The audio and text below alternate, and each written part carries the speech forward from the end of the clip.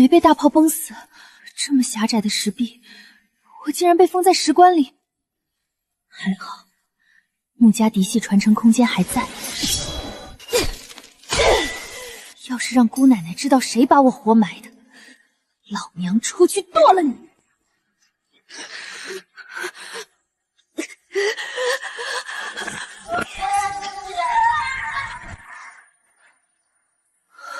魂穿异世，竟也叫穆凤烟，还是丞相府嫡女。行，不把害你的人活活毒死，我穆字倒着写。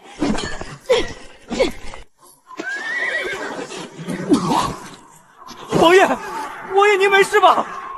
本王还没有死。王爷，下面有鬼，还是诈尸了。王爷，您18岁那年有一死劫，若想平安度过，需有一极阴女子方可化解。若此女入了坟墓，再次醒来出墓，便是极佳人选。此人绝非池中之物。活人入坟岂能复生？当时本王只当他胡言乱语，可如今我企图攻心，哪怕里面是只艳鬼，本王也得拉出来试试。把这个坟墓给本王挖开！王爷使不得，死者已逝，咱们给他留点体面吧。少废话，本王让挖就挖，快点！坟墓里的仙人，您别怪我们王爷，他毒气攻心，脑子不清醒了，报应都冲我来。只要今日无事，以后我给您烧很多很多纸钱。仙人呀，今天您可千万别用雷劈我！少废话，还不赶快把坟墓扒开！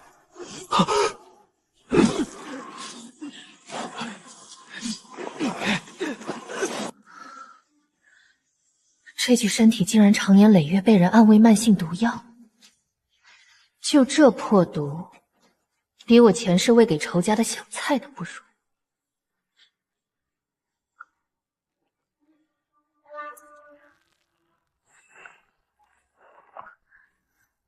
这哪家的残次品石棺，还不如卷张草钉。妈呀，诈尸了！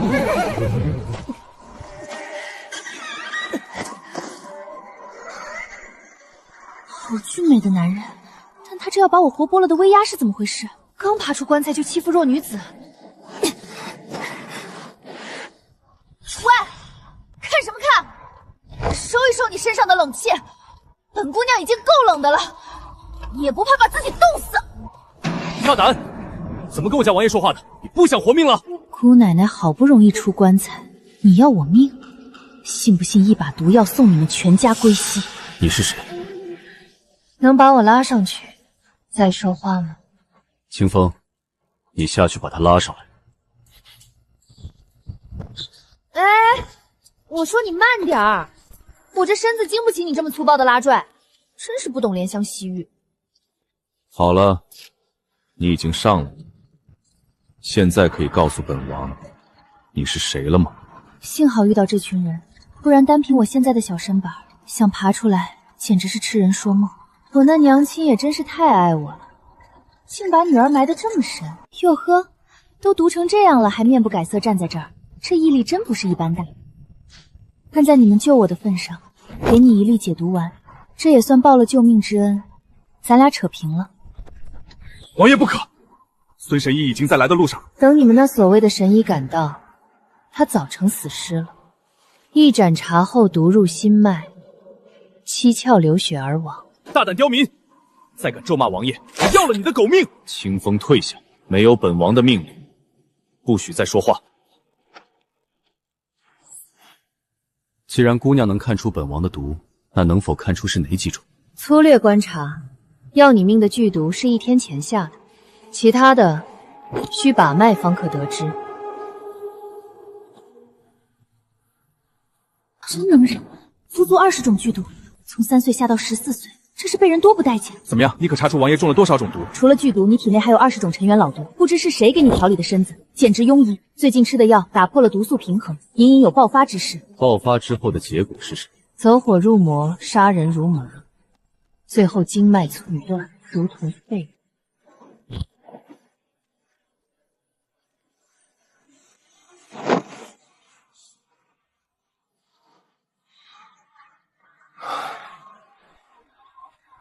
敢问姑娘，尊姓大名？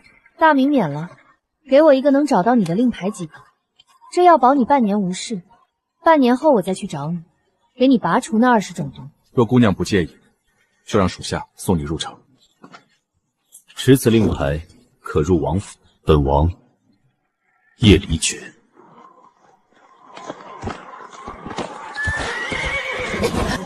姑娘，你没事吧？没事没事，刚才一时走神，快走。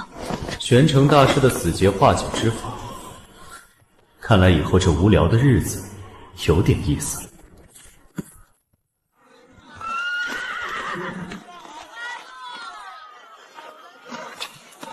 叶离觉，子圣国权倾朝野的摄政王，传言此人心狠手辣，喜怒无常，杀人不眨眼。我觉得也不尽然啊，今天这不是还救了我吗？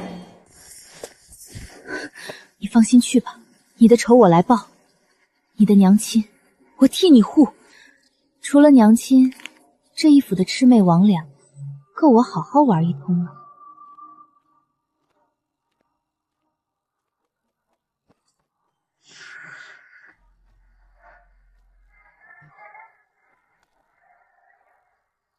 胆小鬼，连摄政王府的人都不如。娘亲，你快下来！嫣儿，娘亲又看到你了。今天娘亲出现好多次幻觉了，别怕，娘亲这就来陪你。我没看错吧？那是银票，真金白银的银票。嫣儿，那是娘亲为你烧的银票。娘亲怕你在下面不够花，先烧了10几万两。嫣儿别怕，娘身上还带了先30万两银票呢。等娘一会儿，这些够咱娘俩在阴曹地府花一阵了。外公留下的刘掌柜靠得住，我让他每个月再给咱们烧10几万两，把钱装身上带走，最后还不是便宜了收尸的。这娘亲也太豪横了！娘亲，你快下来！真的是嫣儿回来了，你摸摸我，我是活生生的人，不是幻觉。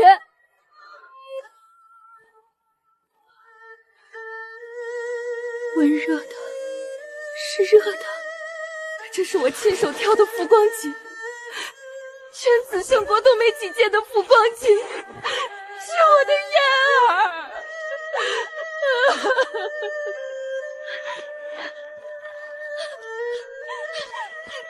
谢谢老天爷把女儿还给我，我以后一定会多给老天爷烧银票的。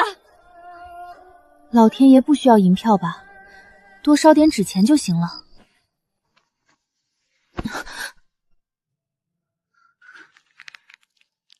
有了嫔妾2房的新欢，就任由发妻丧女绝望上吊。这笔账我们慢慢算。至于给我下毒的人，姑奶奶会让你知道什么才是真正的毒宗祖宗。靠着原主娘亲江南复方的万贯家财考上状元，一朝得势，立马抬尚书府庶女做嫔妻，还整出一大堆戏子姨娘。哼，这一大家子吸血鬼，我迟早把你们全扒一层皮。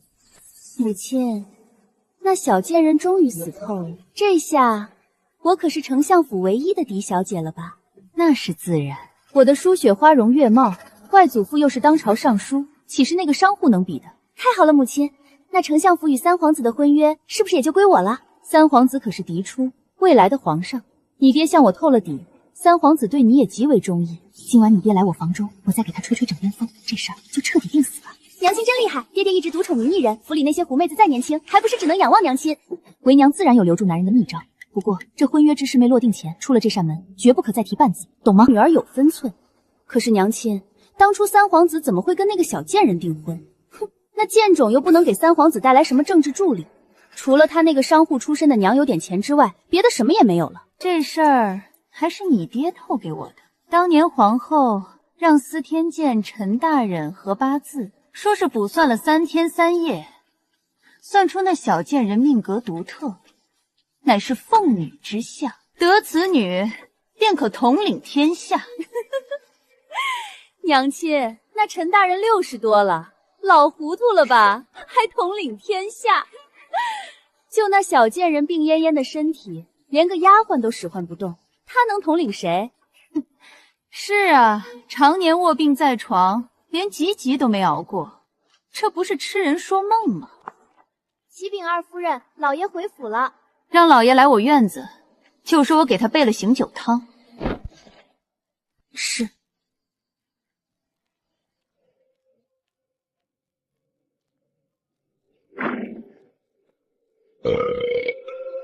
这春风楼的头教真够味儿，这群同僚的恭维听着真舒坦。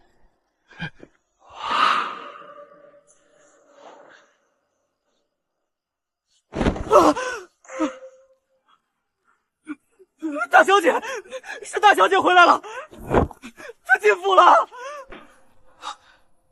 瞎嚷嚷什么？相爷面前也敢魔怔？相爷饶命！小的可能是今天操持丧事太累，出现幻觉了。晦气！既然那逆女已经下葬了，就把白帆全撤了。哼，把她调去干杂活，别在门口碍本相眼。相爷，二夫人已备好醒酒汤，请相爷过去。哈哈，夫人有心了，走。这么重的花娘胭脂味儿，老色鬼！相爷在外辛苦了，快喝口热汤，明早还要早朝呢。夫人贴心，明日休沐，今晚本相就在夫人这儿好好歇息。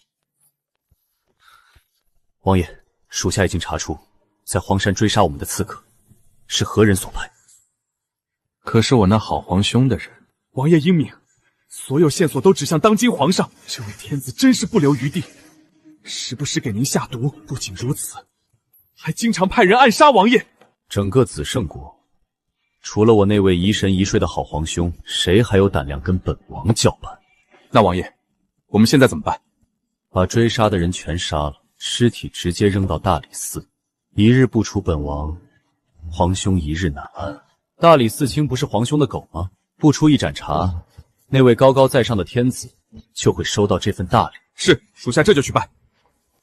等等，今晚那位姑娘查得怎样了？我见鬼了！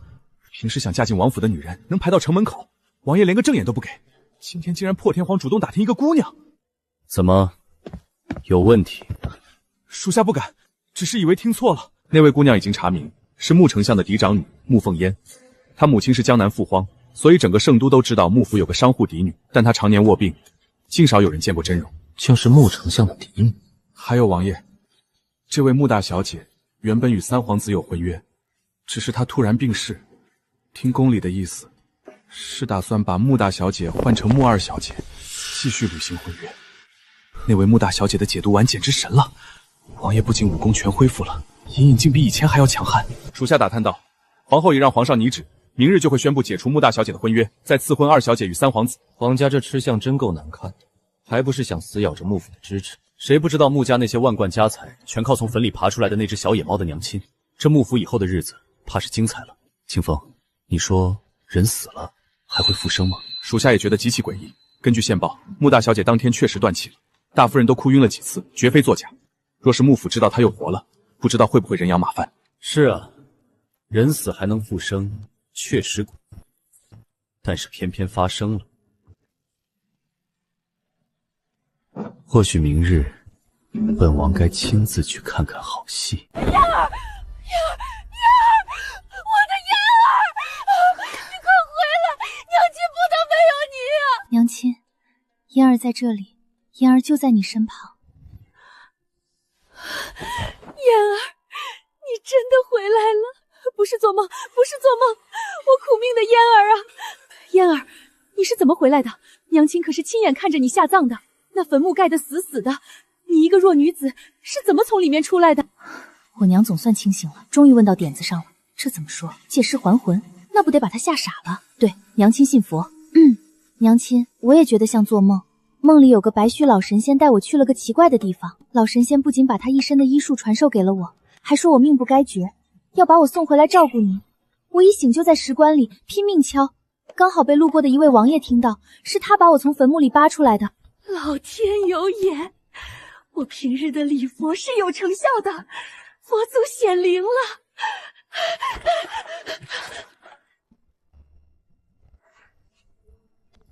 我这傻娘亲磕得这么实在，头不疼吗？嫣儿快，跟娘亲一起给佛祖磕个头。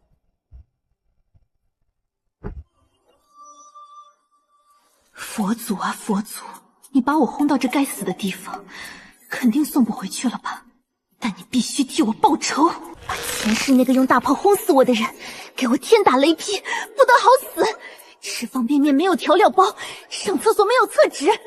你要是不这么做，我连你一起恨。敢不替我报仇，我就把这个世界的天捅破，我就一把毒药一把毒药的撒，让这世界的人跟我一起死翘翘。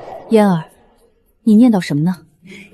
没什么，娘亲，我祈求佛祖好好的保护我们呢。嫣儿，是哪位王爷把你救出来的？咱们得好好感谢人家。娘亲，是摄政王。摄政王不是说他心狠手辣、杀人如麻吗？他有那么好心？娘亲，那些都是谣言。谁亲眼见他杀人如麻了？娘亲，你还喜欢父亲吗？喜欢？哼！如果不是我手里有钱贴补相府，他早休了我了。3年了，他3年没踏进过这静雅院一步。当初深情款款说只对我好，如今满府姨娘小妾，你下葬，他都不曾露面。只要娘亲不爱那个渣爹，我下死手就没顾忌。娘亲，从今天起，1两银子也不许再贴补相府。放心，以前是怕麻烦，我才直接给钱打发二夫人。以后娘亲把钱全给你攒嫁妆。娘亲，他们以前每次来要多少？也不多，10几万两吧。1个月10几万两，还不多？这钱都进谁口袋了？傻孩子，娘心里门清。你父亲结交同僚，你祖母金贵娇养，满府小妾，二夫人的儿女花销，就凭你父亲那点俸禄养得起？二夫人一个尚书府庶女，能有几个嫁妆？还不是仰仗我手里的钱。我这娘亲绝了，真是遗传了外公的经商脑筋，算盘打得噼啪响啊！娘亲，有件事我要告诉你，我是得了医术后才查出的。我从小就被人下了慢性毒，最后毒入心脏才断的气。慢性毒？娘亲别怕，白须老人已经给我吃了解药，毒全解了，以后多调养就行。好，解了就好。嫣儿，这钱你拿着，想买什么买什么。妈妈以后赚的钱全是你的。昨晚要带去阴曹地府给我花，今天没死成，就直接在阳间变现了。不过有亲娘疼的感觉，真好。娘亲，以后我也像你疼我一样疼你。等有空，我去买几个丫鬟，让娘亲成为紫圣国最华贵的夫人。我先去厨房找点吃食。好，你去吧。若身子不适，赶紧回来。在江南好好的，一到圣都就开始生病，用脚趾头想都知道是谁干的。以前我没空理会你们这群莺莺燕燕，现在女儿好了，我也有时间陪你们好好过过招了。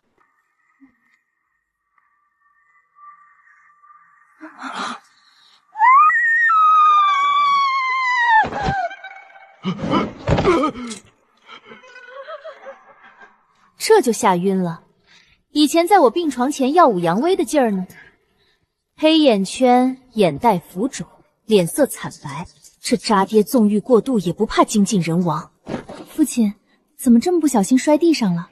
来，喝口茶压压惊。真是个听话的好父亲。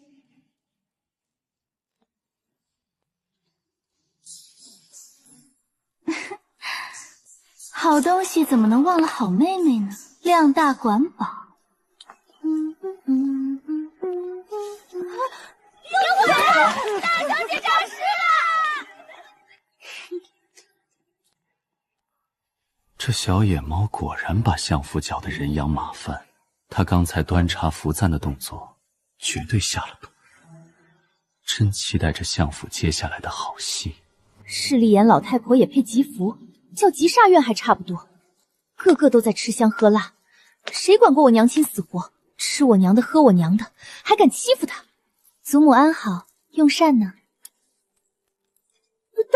大小姐，你是人是鬼？嬷嬷，你摸摸我的手，是冷的还是热的，就知道我是人是鬼了。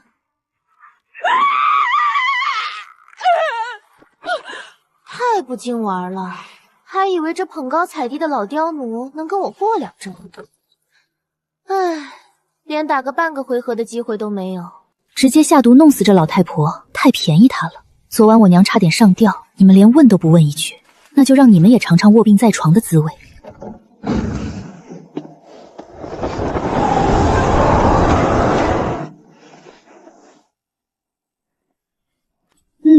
这样比较凉快，吹个1、2盏茶的功夫，足够你们在床上躺1、2个月了。阁下，看了一路的戏，可是开心了？本王的轻功竟被一个小姑娘察觉了。怎么，不敢下来？有勇气跟着我偷看，没勇气现身？没想到堂堂摄政王也有偷窥官员家宅的嗜好。没有爱慕，没有恭敬，这丫头身上透着一股任何女子都不曾有的洒脱，你很是不同。废话，本小姐能和你们是一个朝代的人吗？姑奶奶还没吃早饭呢，一直盯着我看闹哪样？哼，懒得理你。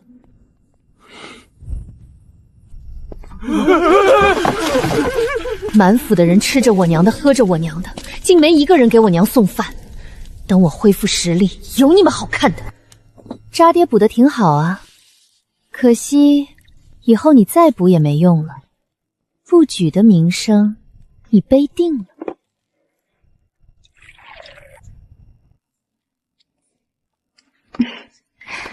这些毒不致命，但绝对能让那些姨娘小妾毁容难受一阵子了。老爷，刚才我们看到的是人是鬼？我刚才好像还喝了他递过来的水，要是鬼的话，应该拿不起茶水吧？都在那儿干什么？还不快滚过来把本相扶起来！那逆女压根儿没死，鬼魂怎么可能拿得起茶杯？大小姐没死，怎么没人来报？他什么时候进府的？本山竟一点不知。你们这群废物！有鬼！陆凤燕的鬼魂回来了！女儿清醒点儿，是你大姐本人，她回来也不提前禀告老爷一声，大白天装神弄鬼，谁不害怕？这个逆女，还不如直接死了干净。老东西果然上钩了，老爷都下葬了还能活着回来，身上会不会附了不干净的东西？而且他病了那么多年，怎么突然就能走路了？这死而复生的人进府多不吉利呀！万一冲撞了老爷的仕途。相爷，老夫人晕倒了，李嬷嬷也晕倒了。什么？赵大夫，我母亲怎么样了？老夫人高热不退，寒疾入土，除了每日汤药，还需上好的补品温养着。老夫人好端端在屋里，怎么会寒疾入体？你们是怎么伺候的？王叔，把这些废物全发卖到勾栏院去！相爷冤枉！奴婢们进来时，老夫人和李嬷嬷被扔在屋门口，房间窗户全开着，门帘也被撩起。守门的说，今早只看见大小姐经过院子。逆女，肯定是那个逆女干的好事，你们都该统统发卖。当值期间，连老夫人晕倒在门口都没发现，留你们何用？老爷息怒，气大伤身，这些丫鬟也是吓傻了。您若发卖了他们，新人哪有老人熟悉母亲的习惯？万一母亲醒来不高兴了怎么办？还是夫人想的周到。哼，等老夫人醒了再发落你们，还不快谢谢二夫人求情！多谢二夫人，多谢二夫人。3年没踏进这院子了，当年我和她也是有过恩爱时光的。老爷，要不还是算了吧。大小姐也是无心之举，可能她昨晚回来太晚，就没通报我们，才让咱们一大早受了这么大的惊吓。我看那逆女就是故意的，想大清早吓死本相，看我一会儿怎么收拾她！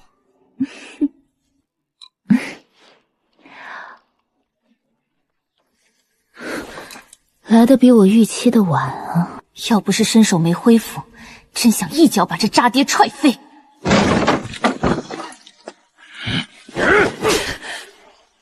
这一巴掌断了原主与你的父女情，也必须让我娘彻底对你死心。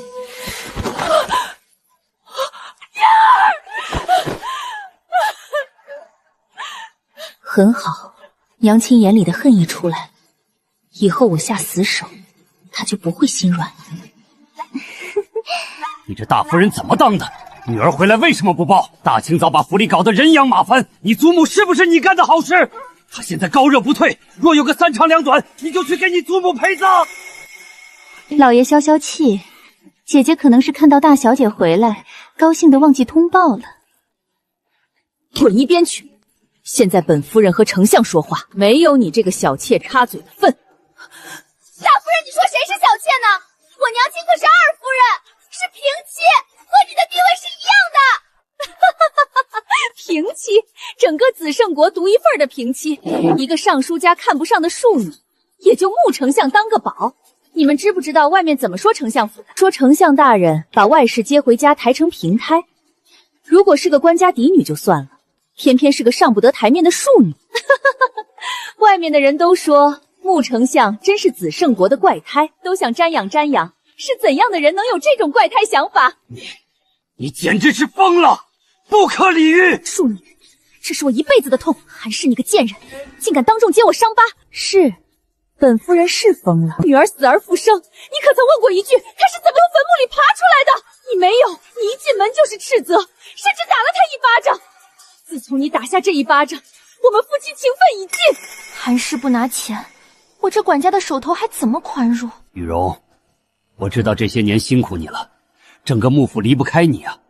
要不管家权还是交还到你手中？只要把管家权塞给他，府里缺钱了，以他心软的性子，自然会拿自己的嫁妆贴补。雨容，穆丞相，别叫得这么恶心，我心意已决，不要再说了。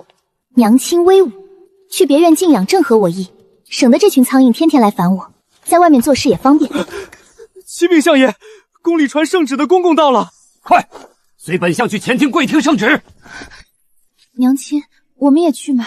嫣儿必须去，这是圣旨，若不去会被有心人传出闲话，对你不利。我从小上跪天地下跪父母，还从未对一张破圣旨下跪过，但没办法，来到这里就得遵从这里的规则，否则怎么死的都不知道。哎呦，穆丞相，咱家在这里恭喜穆丞相，贺喜穆丞相了，大喜呀！王公有劳了，敢问这喜从何来啊？一会儿丞相大人就知道了。人都到齐了吗？咱家要宣读圣旨了。家母病重不能下床，其他人都到齐了。那众人都跪下接旨吧。奉天承运，皇帝诏曰：幕府大小姐因病去世，解除与三皇子的婚约。原来原主还跟三皇子有婚约，退了正好。不过他们好像还不知道我活着呢。一会儿这老太监看到我，表情一定很精彩。大家先不用着急起来，咱家现在宣读第2道圣旨。这皇帝真麻烦，就几句话的事不能写在一张圣旨上吗？还能省点布料。奉天承运，皇帝诏曰：幕府二女穆淑雪贤良淑德，温婉大方，德才兼备，品貌出众，世态良缘天作，故许配三皇子为妃。待吉届即可完成大婚。钦此。皇上眼瞎吗？就穆淑雪那黑心灵，还夸得跟朵花似的。凭什么我的退婚正旨就2句话，他的赐婚正旨这么长？激动个什么劲儿？圣旨上只说为妃，可没说是正妃还是侧妃。皇家的侧妃跟官员家的妾有什么区别？一群蠢货！恭喜穆丞相了，快接旨吧，咱家还要回去伺候皇上呢。父亲，我的圣旨就由我来保存吧。二小姐果然与众不同，这通体的气质与三皇子绝对般配，咱家恭喜二小姐了。王公公，你认错人了，我是幕府大小姐穆凤烟。咱家知道你是幕府二小什么？你说你是大小姐？幕府大小姐不是昨天已经下葬了吗？穆丞相，这是怎么一回事啊？咱家也好回去禀告皇上。王公公，是这样的，本相也是今早才得知，还望公公在皇上面前美言几句。咱家告辞，太诡异了，死而复生，咱家得赶紧回宫禀告皇上，看皇上如何定夺。皇后娘娘，穆大小姐死了，那司天监陈大人之前所说的奉命之相，是不是就不存在了？死了个大小姐，不是还有二小姐吗？本宫只是让皇上选她为妃，又没说是正妃。她娘是个庶女，怎配得上我皇儿的正妃之位？不过是图幕府的财力和丞相的支持罢了。娘娘为了三皇子，真是良苦用心。傲儿有一颗赤心，对我这母后孝顺有加，她的正妃，本宫自会慢慢挑选。死而复生，牧尘连自己女儿怎么活的都不知道。若不是陈大人说过他有奉命，朕才懒得管这等闲事。可退婚正之以下，绝无收回的道理。王公公，把司天监陈大人给朕叫来。陈大人，你可听说过死而复生之人？回皇上，微臣听师傅提过，死而复生之人，要么大吉，要么大凶。死过的人因果已断，若复生，心性必被扭转，或报欲杀尽天下生灵，或心善拯救芸芸众生。就穆家那个病恹恹、手无缚鸡之力的弱女子，还能杀尽天下生灵，简直荒谬。那朕告诉你，穆丞相的女儿穆凤嫣死而复生了，你作何解释？皇上，若穆大小姐死而复生，对子圣国是大劫难啊！她的命格已扭转，会给身边人带来大难。一个弱女子能带来什么大难？那朕直接把她杀了可好？不可啊，皇上，天命难违。若执意如此，会让子圣国万劫不复。既然是个能带来大难的灾星，杀又杀不得，不如把他赐给那个让朕夜不能寐的摄政王皇帝，让这灾星去祸害他。既然如此，就把穆大小姐许配给摄政王为妃吧。皇上，万万不可啊！摄政王的八字够了，不要再说了，退下。子圣国要变天了，不是整个天下要变天了。凤女归来，重洗天下，天命不可违呀！皇上想用穆大小姐克死摄政王，若是附身前，摄政王不出半年必死。可如今穆大小姐命格扭转，不仅能扭转乾坤，还能把摄政王死于非命的死局破开。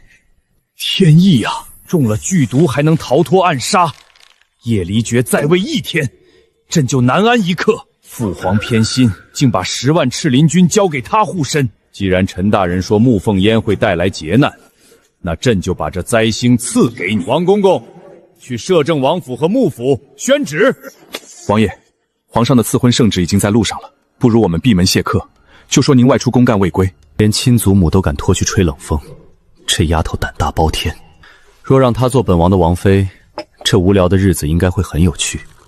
清风，去把王公公手里的圣旨接了，再给点打赏，别让外人说我们摄政王府不懂规矩。这还是我家王爷吗？哪次不是把王公公打得屁滚尿流？今天竟然要接旨还给打赏？等等，昨夜王爷打听穆大小姐，难道王爷铁树开花了？愣着干什么？快去！属下遵命。娘亲满满的爱意，可惜原主还是去了。怪不得穆淑媛每次来都冷嘲热讽，她一个庶女出身的女儿，除了拿健康的身体炫耀，拿什么跟原主比？娘亲的心血绝不便宜别人。至于别人问起来东西去哪儿了，谁能想到一个病弱小姑娘能搬空整个屋子的桌椅板凳？所以这个问题就留给他们去头疼吧。灵泉水，前世怎么弄都不出水，传到一时竟然觉醒了，能活死人肉白骨。有这灵泉水，摄政王的20种毒就是小菜一碟。不过不能一次治好，得让他欠我个大人情。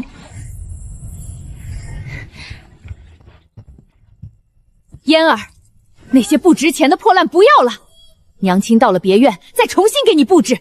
云锦的床幔，1000两银子的摆件叫破烂，我这娘亲真是豪横的没边了。娘亲，我们今天就去别院吧，买了丫鬟直接过去，我一刻也不想在这府里待了。好，娘亲听你的，这些身外之物，等到了别院，娘亲给你买更好的。哎呀，娘亲，我好像有东西落屋里了，您在门口等我一下。我娘的东西留给渣爹和二夫人，做梦。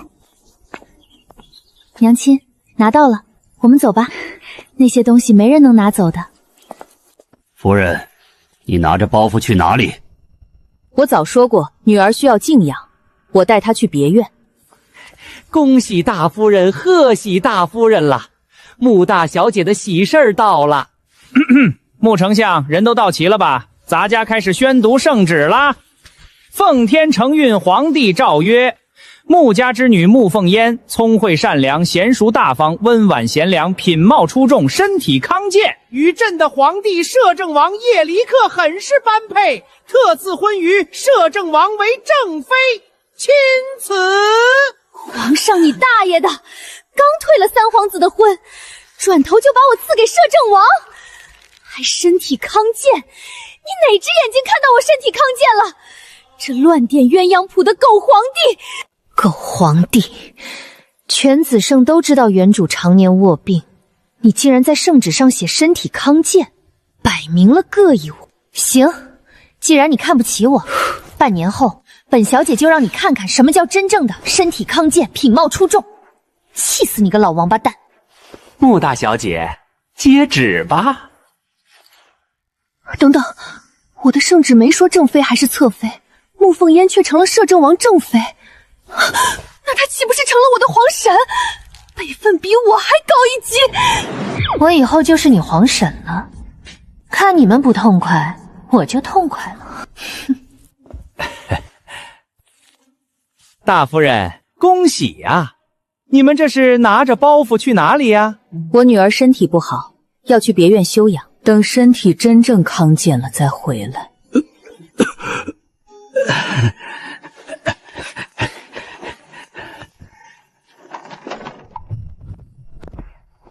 小的见过穆大小姐，这是我们王爷派来的马车，说大小姐可能需要。这摄政王消息够灵通的，清风这小子昨天还对我喊打喊杀，今天就这么恭敬了。嫣儿，娘亲放心，我没事。既然王爷派了马车，我们就坐车去吧。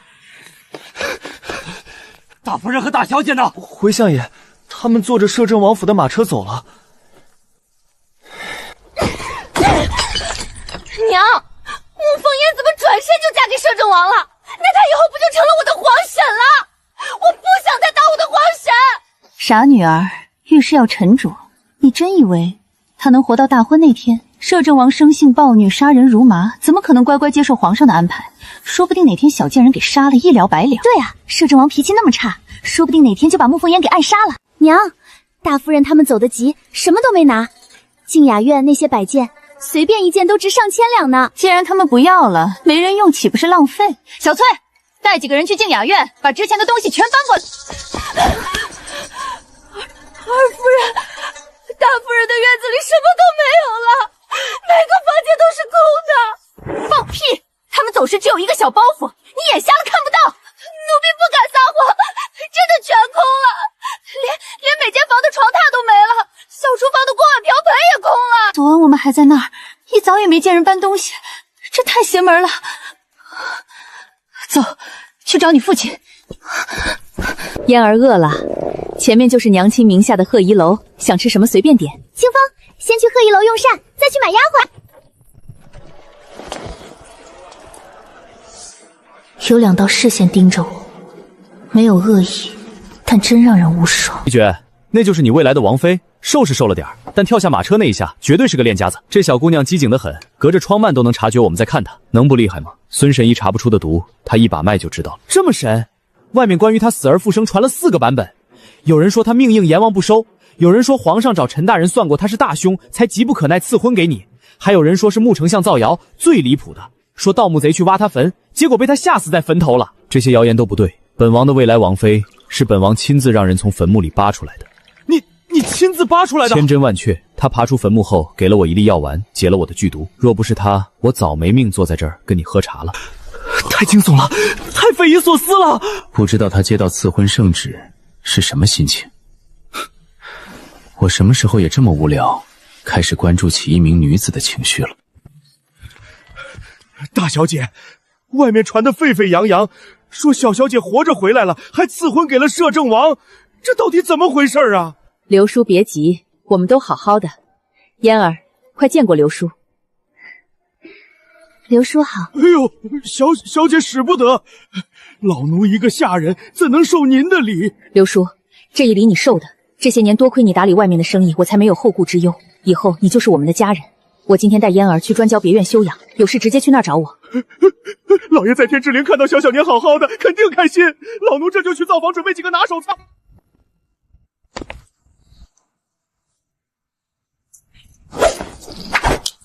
好快的身手。穆大小姐有何吩咐？我们要用膳了，你坐下来一起吃。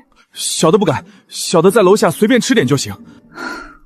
古人就是麻烦，连同桌吃饭都不行。刘叔，这位是摄政王的侍卫，你帮我好好招待一下。哎呦，侍卫大人快请，隔壁雅间儿请。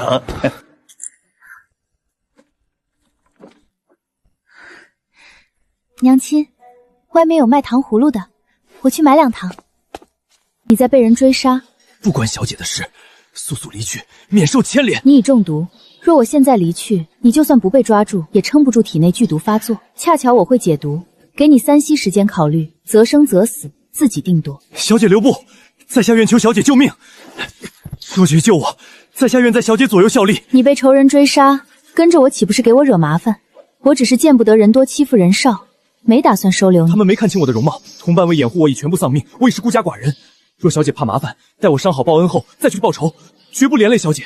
初来乍到正缺人手，既然没露脸，救下又何妨？就算露了脸，我也能给他易容。我可以收留你，但以后必须听我差遣，不得私自报仇。属下愿意跟随小姐，以后定听小姐安排。很好，我就知道你会同意。吃了能解毒，其他的伤回去再治，死不了。可有名字？请小姐赐名。以后跟着我，就叫木山吧。穆大小姐，出什么事了？刚收了个手下，你先把他藏马车里，免得一会儿仇家找来。就这么一会儿功夫收了个手下，这速度，买菜呢？是，小的这就去。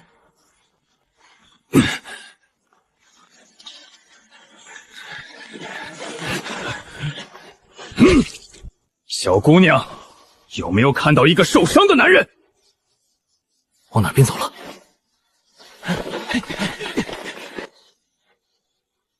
一群蠢货！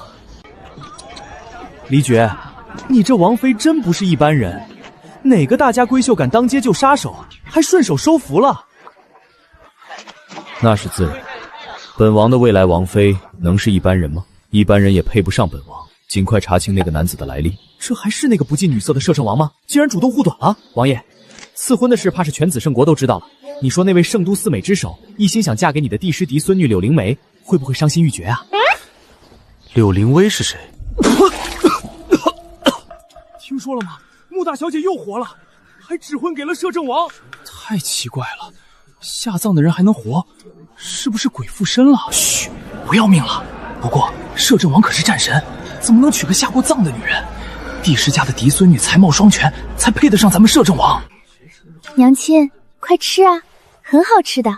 嫣儿，别在意底下那些人的话，在娘亲心里你是最好的。再说了，摄政王不近女色，全子圣都知道。我看他也未必看得上那个什么帝师的嫡女。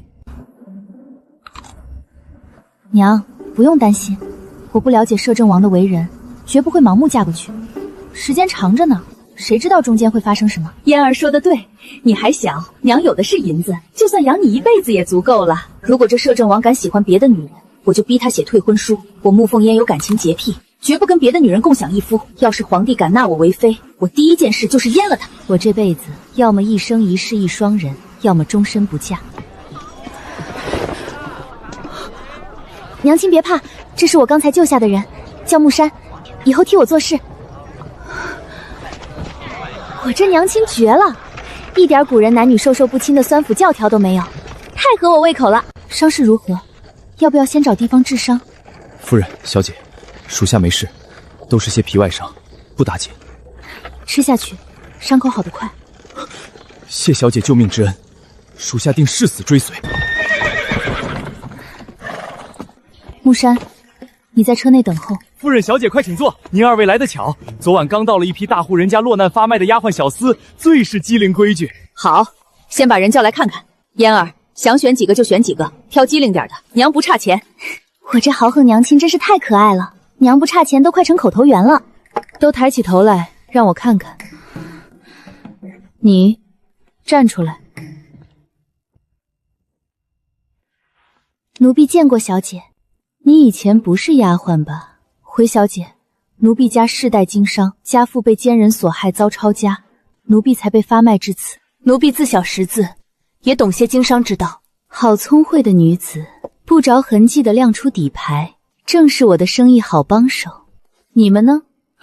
回小姐，我们是大户人家的家生子，主家遭难，我们被新主子发卖了，求小姐收留，我们定勤勤恳恳。观其神色，不似作伪，若是以后不忠，打发了便是。外面他们那些家属有10多个人是吧？连同这些人，我全包了。把卖身契拿来。夫人，您真是大主顾。这批丫鬟的价格是……别废话，直接说总数。好地方，山高林密，正是以后培养我暗卫势力的绝佳基地。大小姐，老奴看到您好好的就放心了，外面的谣言可把老奴吓死了。韩叔，不用行大礼，这是嫣儿。韩叔好。小小姐使不得。韩叔，嫣儿身体不好，我们要在这儿常住。这些是我刚买的下人，你和这位王伯交接一下，先把人安排安顿好。是，夫人。大小姐。清风，不进去喝口茶？多谢大小姐，小的还要回府复命，这就告辞。回去替我谢过你们王爷，辛苦你了。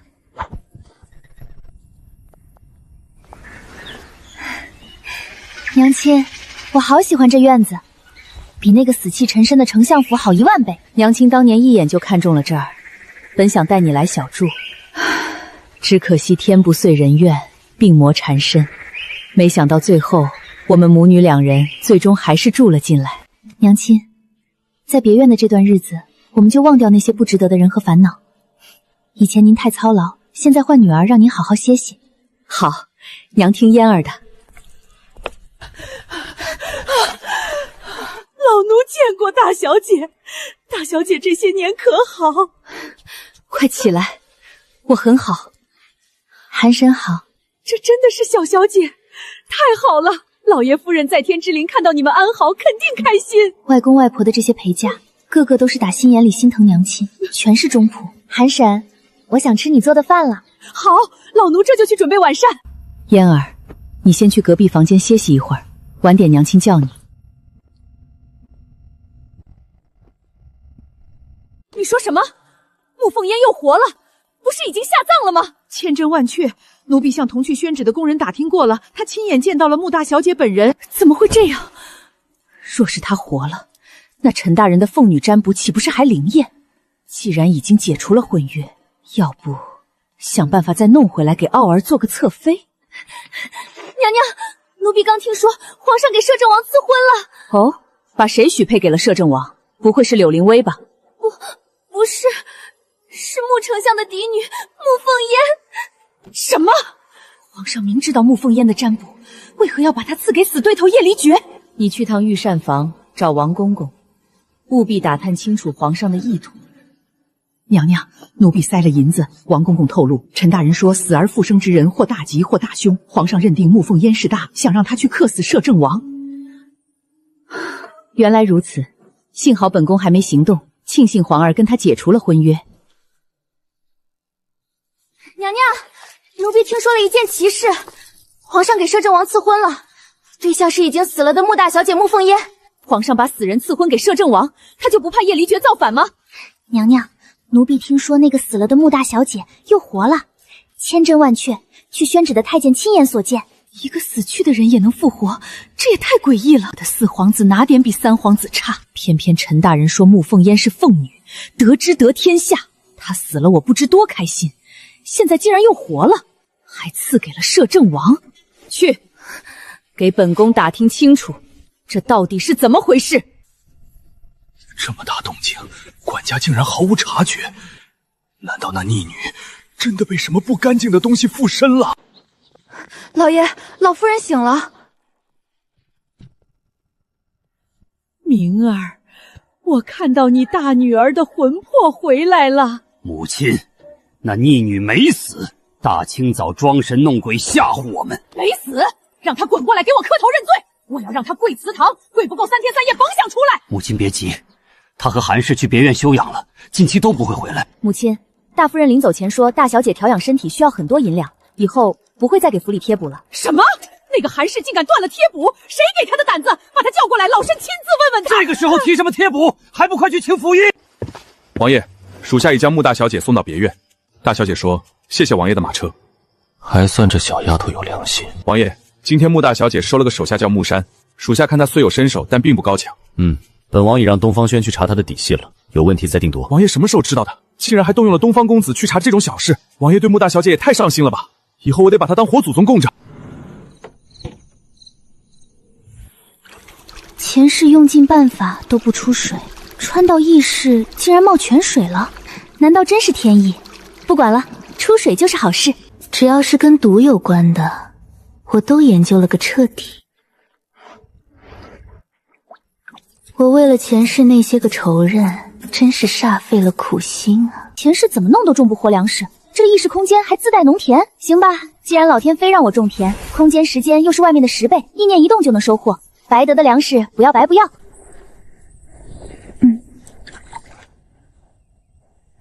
下腹暖洋洋的，对这孱弱的身体大有裨处，不能多喝，怕虚不受补。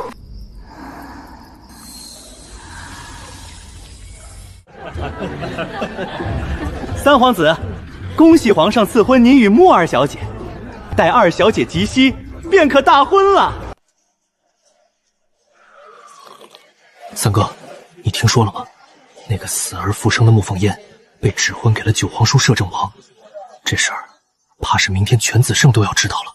三哥，陈大人的预言说穆凤烟或大凶或大吉，皇上当他是大凶赐给九皇叔，可你想过没有，若是大吉呢？九皇叔本就权倾朝野，若穆凤烟再成他的助理，三哥将来登基，这块绊脚石就更搬不倒了。不如趁他现在郊区帮扶休养，直接动手。子晴，别轻举妄动。九皇叔什么时候任凭父皇摆布过？圣旨于他形同废纸，不用我们动手，九皇叔自己就会杀了他。就算他不杀，以后我们再出手，解决一个手无缚鸡之力的病弱女子，还不是易如反掌？皇上怎么能给摄政王赐婚呢？我堂堂圣都4美之首，样貌才强，哪点配不上他？自从13岁见到他那风光节月、宛如谪仙的模样，我就非他不去。我知道祖父追随皇上，忌惮摄政王功高记住，一直想让我嫁给三皇子，可三皇子哪里比得上摄政王？那位死而复生低贱的穆凤言，怎么配玷污我心中如谪仙般的男子？不行，我得去找祖父，我一定要嫁给摄政王。父亲，皇上把穆凤烟赐给摄政王，究竟何意？陈大人曾醉酒吐真言，说穆凤烟有凤女之相，得之得天下。可他死而复生后，皇上召见陈大人，紧接着就下了赐婚圣旨。我猜测，陈大人定是说了什么大凶之兆。若穆凤烟是个好的，皇上怎会急着把他塞给死对头摄政王？谁？威尔，你怎么在门外？进来吧。祖父，求您帮我，让皇上下旨，我想嫁给摄政王。你知道你在说什么吗？摄政王已有王妃，你想都别想。祖父，侧妃也可以，威儿除了摄政王，谁也不嫁。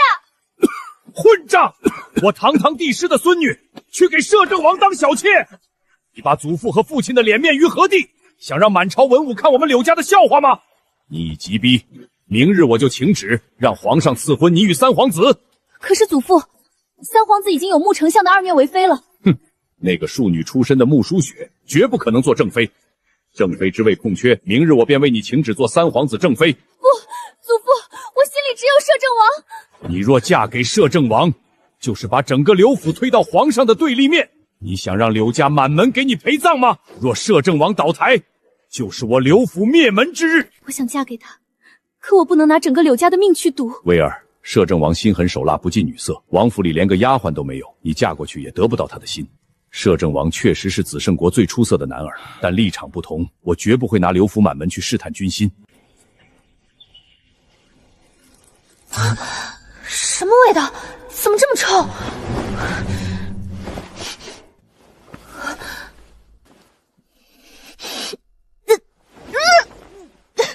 好臭！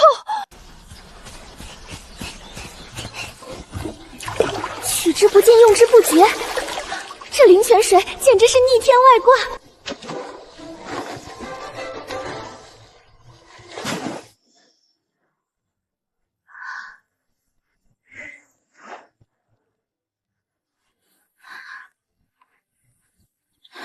就是这身盘太单薄了，慢慢养吧。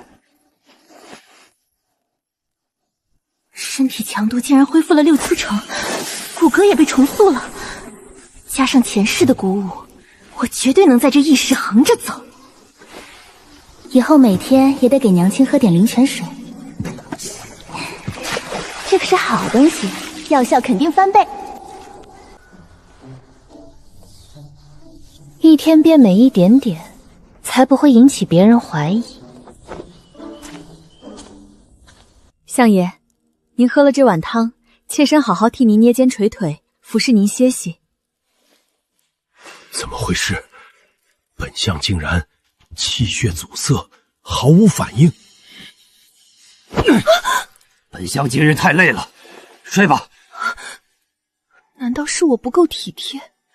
以前相爷可不是这样的。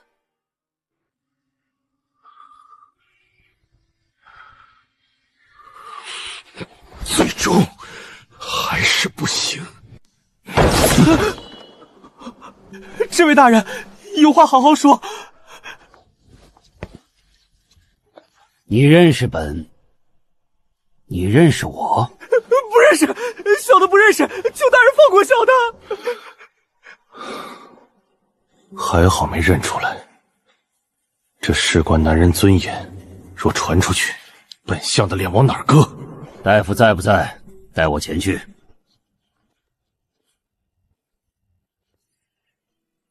有病看病，为何拿剑指着我徒弟？老先生放心，只要你帮我看看我的病是否还有救，我自然放人。你戴着卫帽，老夫如何望闻问洽？只要切脉即可。快点，别废话！你这病，老夫看不了。脉象似病非病，老夫行医半生，从未见过。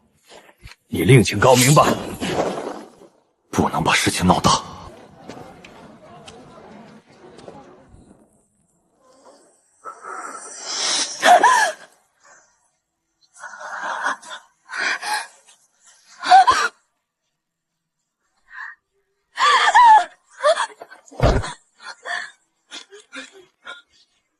这到底是什么邪毒？老夫根本不会治啊！精神面貌比昨天好多了，灵泉水加解毒丸果然管用，就连最后面站着的木山，都比昨天强了不少。从今天起，你们就是我沐凤烟的人，卖身契在我娘亲手里，你们只听我们的命令。第一条规矩，绝对忠诚。若有背叛或吃里扒外者，当场格杀。我有10000种方法，让他生不如死。只要你们勤恳做事，绝不亏待，不仅有月钱，做得好还有重赏。第2条，绝对听话，不该问的不问。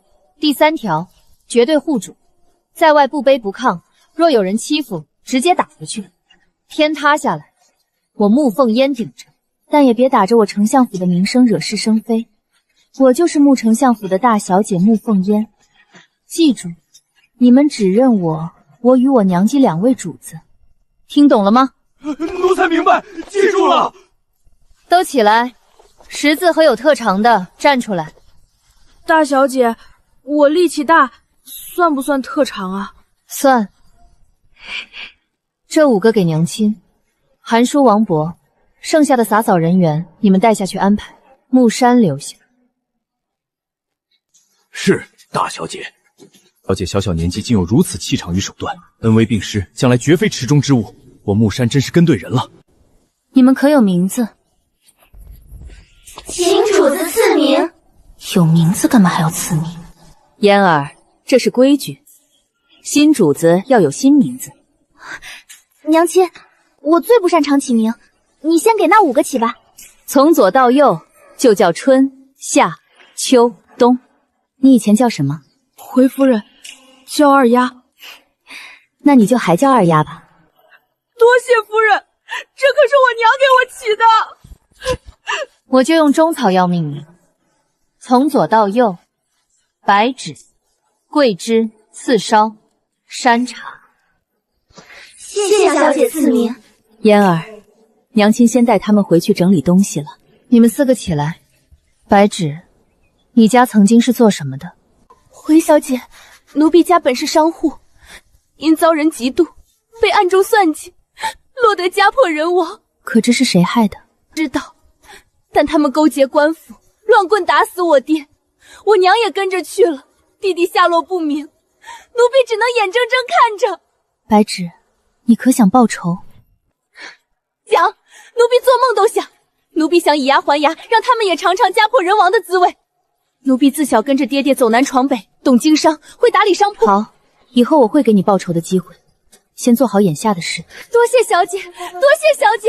古人怎么动不动就下跪？起来吧，我的要求很简单，记住忠心2字。木山，过来，伤势如何了？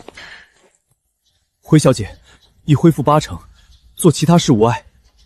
小姐给的到底是什么神药？1晚上就恢复了80%，以前这种伤至少得躺7、8天。吃了它，明日就能痊愈。明日去买座大宅子，最好在附近。属下遵命。离那座山近点。你们跟我走。王叔，去问问怎么回事。相爷，二夫人、二小姐还有各院姨娘小妾，一夜之间脸上全起了骇人的毒斑红疹，府医查不出任何问题，束手无策。废物！老夫人那里如何？老夫人无恙，一直要歇下。王叔，去城里把最有声望的王大夫请来。太恶心了！难道其他姨娘也变成这样了？以后还怎么同床共枕？爹爹，女儿不想当丑八怪，女儿还要做三皇子妃呢。对，雪儿还得嫁给3皇子。若她毁了容，本相的皇亲国戚梦岂不是碎了？雪儿别急，爹已派人去请大夫了，你先回房等着。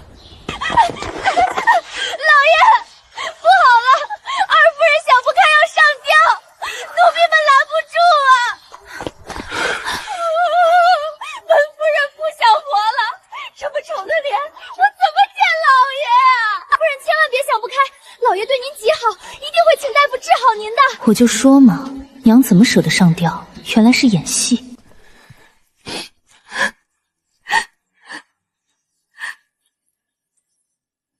夫人别怕，我已经让王叔去请最好的大夫了。谢谢相爷，妾身就知道相爷最关心妾身。老爷，您说，怎么自从大小姐回来，幕府就整天人仰马翻的？老爷，他是不是真的沾染了不干净的东西，冲撞了幕府？那下一步会不会影响到老爷的？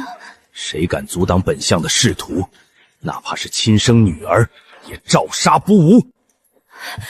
老爷，赵姨娘浑身奇痒，请您过去看看。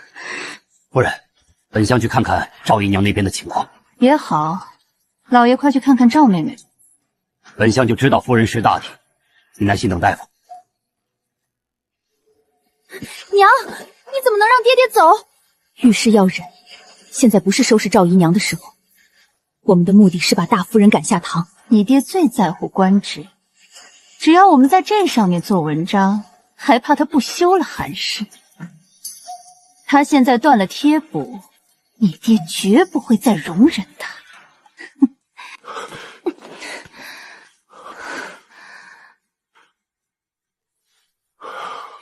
老爷，妾身浑身痒的难受，府医说并无大碍，可妾身真的受不了了。花儿别怕，我已经请了外面有名的大夫，很快就到。老爷，妾身真的好难受。快去看看大夫来了没有，来了立刻带到这里，听到没有？回相爷，奴婢听到了。王大夫，如何了？老夫觉得夫人应是吃了不干净的东西导致奇痒，我先开个方子，若吃下无起色，只能另想他法。有劳大夫了，快去抓药！我就知道，只要老爷去了那狐狸精那儿，魂就被勾走了。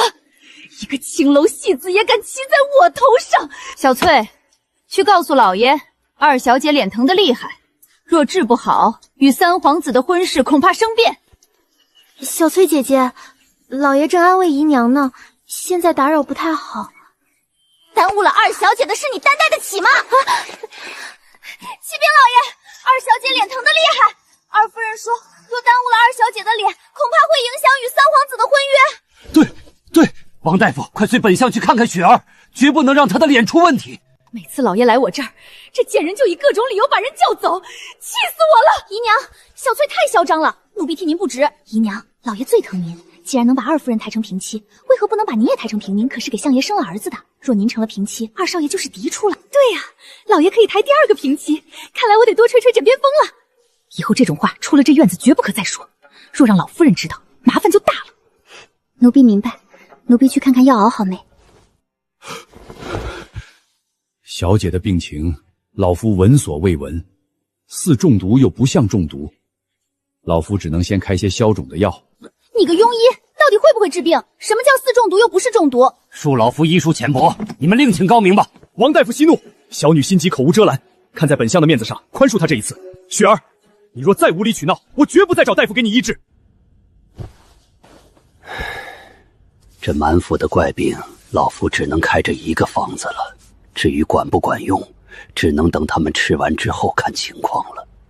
桂枝，你会针线活，我画个样子，你能做出来吗？小姐放心，奴婢的娘曾是江南名绣娘，奴婢尽得真传。去韩叔那儿拿一批黑布过来。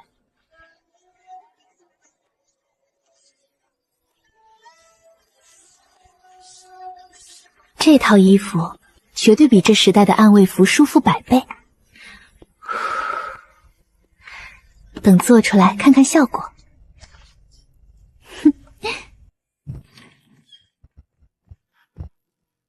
王爷，孙神医回来了，还带了他的徒弟沈梦柔，说是以后让沈姑娘留在府中帮您调理身体。哼，他觉得本王没了他就会毒发身亡，本王有未来的王妃解毒，何须一个不知名的徒弟？轰出去！王爷，这位沈姑娘名望极大，诊费高达1000两，她亲自登门，外面很多人都看到了，直接轰出去，恐怕有损王府名声。本王的名声，何须一个女子来决定？轰出去！王爷不怕名声受损，可民女若被轰出去，名声就不好了。暗卫都是死人吗？竟让闲杂人等靠近书房！天下如此尊贵的男儿，我沈梦柔苦学医术多年，就是为了有资格站在他身边。多谢沈姑娘好意，本王已有调理身体之人，你可以回去了。不可能，整个紫圣国除了我师父，找不出医术在我之上的人。这温柔绝不是对我的，到底是谁捷足先登走进了王爷的心？清风，送客，传令下去，未经允许靠近书房3丈内者，格杀勿论。沈小姐，请吧。京侍卫，到底是谁在给王爷调理身体？沈姑娘，现在为王爷调理身体的是比孙神医医术还要高明100倍的大夫，人外有人，天外有天，请吧。王爷，穆大小姐说过，您体内的毒失去平衡是因为近期的药，之前一直都是孙神医开的药，他为何突然一反常态？去查他这半年与谁接触过，以及性情大变的原因。先让他在府里住着，不要打草惊蛇，把他那个什么徒弟找个由头赶出去。本王不想让别人误会。王爷这是怕未来的王妃误会，铁树开花呀！王爷竟然开始关注女人的情绪了。青云，你吓死我了！你怎么这么高兴？我不在这几天发生什么事了？你不知道，王爷他心里有人了。王爷对哪家姑娘感兴趣了？当然是青云回来了吗？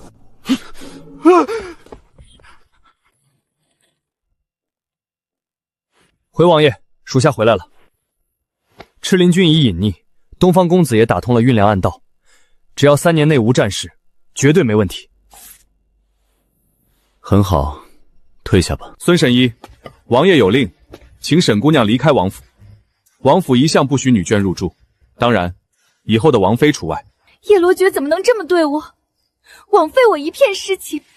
清风侍卫放心，我立马让柔儿去客栈，绝不给王爷添麻烦。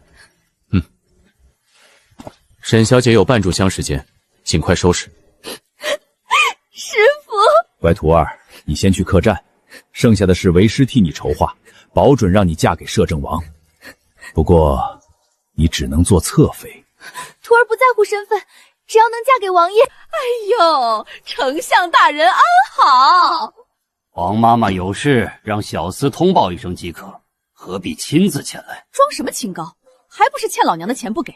丞相大人，我家小厮来过2次，都说二夫人生病见不到人，拿不到银钱，我翠红院一大家子快没饭吃了。这个月的账目是多少？这么多！大夫人走了，我哪来这么多钱？王叔，去把二夫人请来。夫人，把王妈妈的账结了，等大夫人回来，我让她还你。相爷，妾身虽管家，可库房没这么多钱啊。以前这账都是大夫人结的。快去库房拿钱，不管用什么办法，今天必须把账结清。若传出丞相府欠钱不还，本上的脸往哪儿搁？老爷，鹤仪楼不是大夫人名下的产业吗？要不让王叔去酒楼拿点银票？对呀，王叔，快去鹤营楼拿银票，就说本相急用。想从我手里拿钱，门儿都没有。这可是你喝花酒的钱，我要是拿了就是傻。再说，我也没有那么多的银两。老爷，鹤仪楼的刘掌柜说没看到大夫人的印章，1文钱都不给。二夫人，去库房给王妈妈拿银两。本相相信，夫人能帮我解决这件小事的。穆家早没底子了，这些年全靠韩氏的嫁妆撑着，把这些穆家留下的旧物火速拿去典当。还差一些，这可是我留给雪儿的嫁妆。没办法了，只能动我的私房钱了。哎呦，丞相大人，您有这么端庄大气、温柔体贴的夫人为您持家，妈妈我都羡慕您呢。老爷，库房空了，妾身连给雪儿留的嫁妆都典当了，连月儿的束书和花销都拿出来了，妾身真的1分钱都没有了。王叔，去别院找大夫人，告诉她，若还想在大夫人的位置上待着，今日必须拿出这个月的银票，否则别怪本相把她贬为妾室。相爷，老奴不知道别院在哪儿啊。你就不会一家家给本相找吗？是，老奴这就去。太好了，只要韩氏被贬为妾室，我就是唯一的丞相夫人。到时候我就可以名正言顺地逼她交出所有嫁妆，那些金银财宝全都是我的了。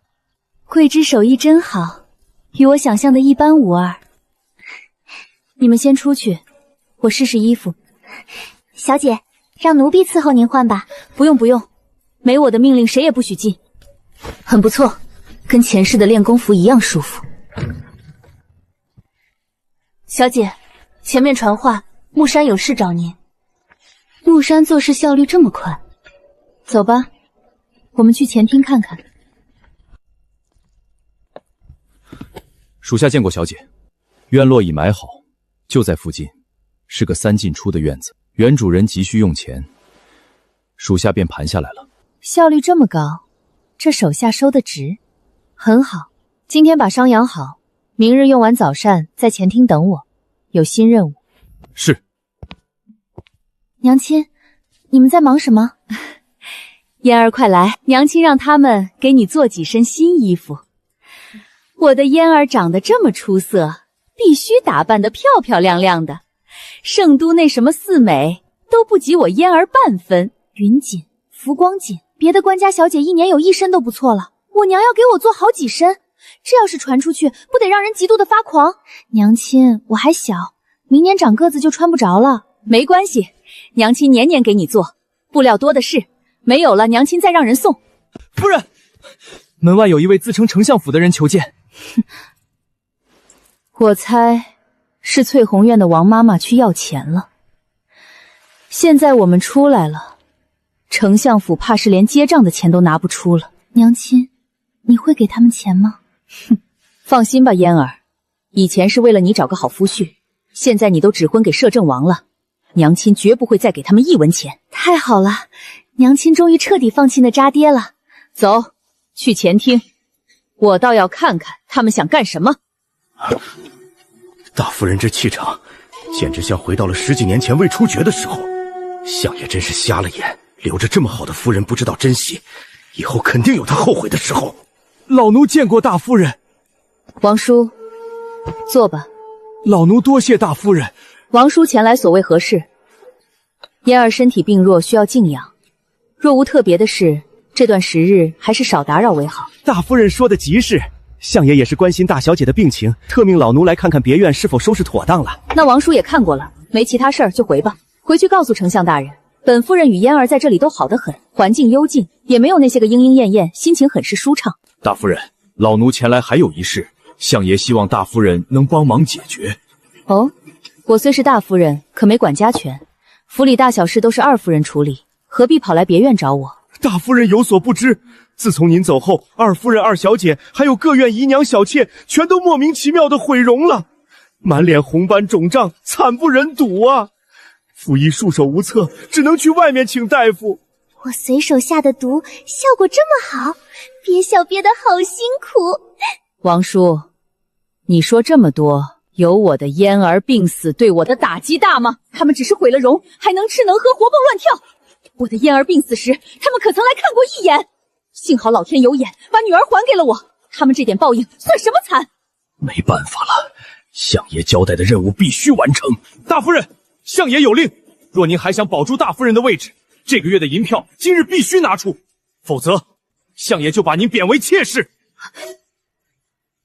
就因为1个月没给钱，他就要把我贬为妾室，我当年真是瞎了眼。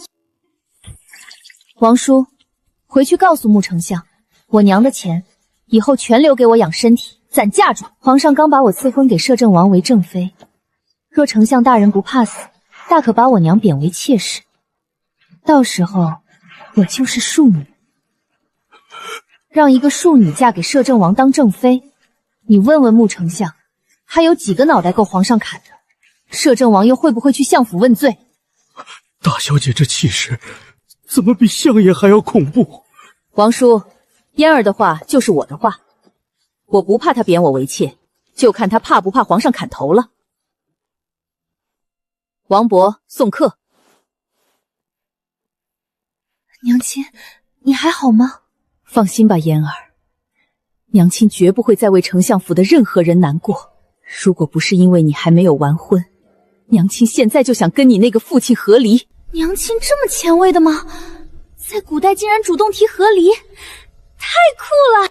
娘亲，我非常支持你。穆丞相根本配不上你。傻孩子，娘亲现在不会和离的，至少等你完婚，有摄政王护着你，娘亲才不在乎那些名声。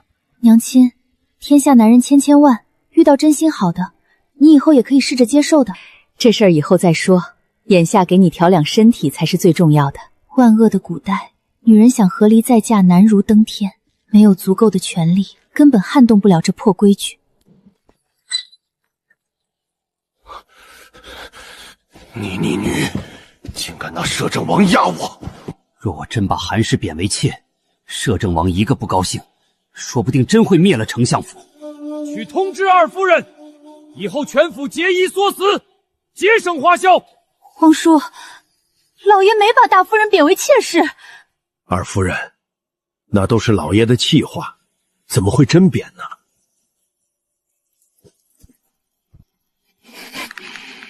我的私房钱全搭进去了，韩氏竟然没被赶下去，以后靠府里那点可怜的俸禄，我和儿女的日子怎么过？王爷，孙神医熬了药，还想给您请脉。本王最痛恨背叛，若不是想看看你到底玩什么花样，早杀了你。把药放下，让他滚。就说本王在处理公务。王爷，要不属下把药倒了。穆大小姐说过，这药有问题，要是穆大小姐在就好了，肯定知道这药里加了什么。正愁没理由去见那小丫头，这不就是现成的借口？慢着，把药端过来。这天怎么黑得这么慢？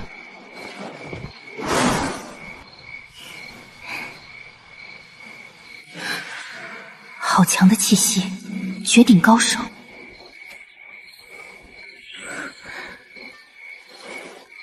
现在的贼都这么讲礼貌，来都来了还敲门。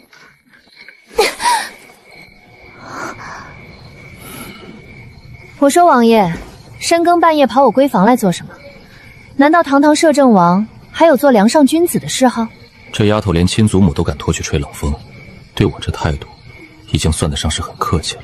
王爷这么急匆匆赶来，就为了见未来王妃，怪不得留着那碗毒药，原来是借口来增进感情的。王爷果然腹黑。你带了什么？怎么有一股加速你毒发的草药味？看来我果然找了位厉害的王妃，光凭味道就能闻出成分。这男人真是个妖孽，没事长这么好看干什么？差点让我看吃了。哼，谁说要嫁给你了？本姑娘没答应的事，皇上赐婚也不行。王妃放心，我一定会让你心甘情愿嫁给我的。这家伙吃毒药长大的吧？脑子不正常。哼，王府那么多仇家，让我嫁过去当活靶子？我说王妃，不请我喝杯茶吗？我一路飞驰过来，很是辛苦。那不是有杯子吗？想喝自己倒。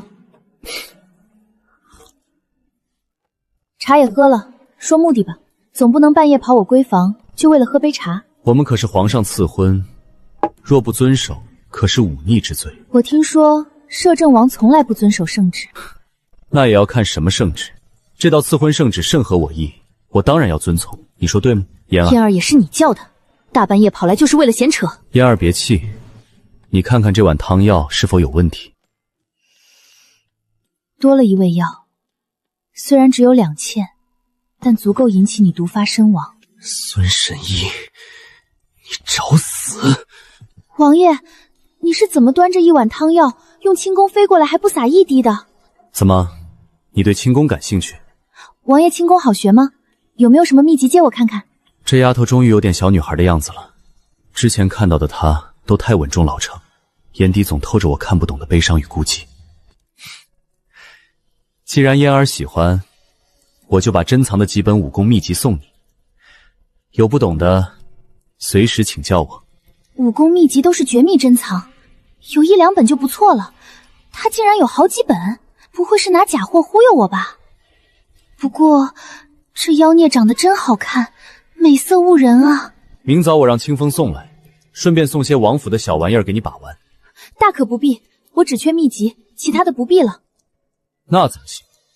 全子圣中都知道皇上赐婚，我若没表示，岂不让人对嫣儿说3道4？行行行，你看着办，但别太招摇，我可不想当话题人物。这丫头还不知道自己早就是话题中心了，10个人里9个在议论她，剩下1个还是聋子。你早点休息，我走了。嫣儿，我真走了。走你丫的，磨磨唧唧，影响本小姐进空间。哎，你等会儿。小丫头有良心了，知道送我了。这药丸能改善体质，压制你那20种毒绝对没问题，效果比上次那颗更好。每天1颗，就当秘籍的谢礼了。嫣儿，我知道你是心疼我的身体，明日一早清风就把东西送来。真是个自负的男人，等我恢复身体，也要练好轻功。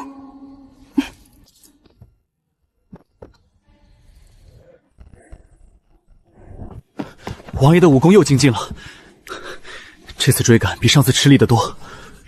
去密室，把书架第2层第2个格子的书全拿来，包好，明早送去别院给穆大小姐。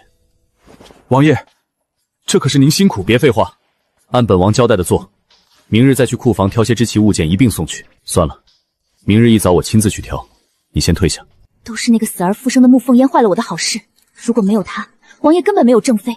我苦心经营这么多年，凭什么让他挡我的道？皇上指婚了又怎样？王爷可不是任人摆布的。如果王爷不喜欢，照样不会娶进门。那我不就还有机会吗？王爷，您怎么亲自来库房了？要什么，老奴也给您拿过去就是。李伯，本王来挑几件珍奇物件，你忙你的。这些全是女儿家用的东西，王爷心里有人了。太好了，贵妃娘娘在天之灵肯定高兴。饶爷，不是说只挑几样吗？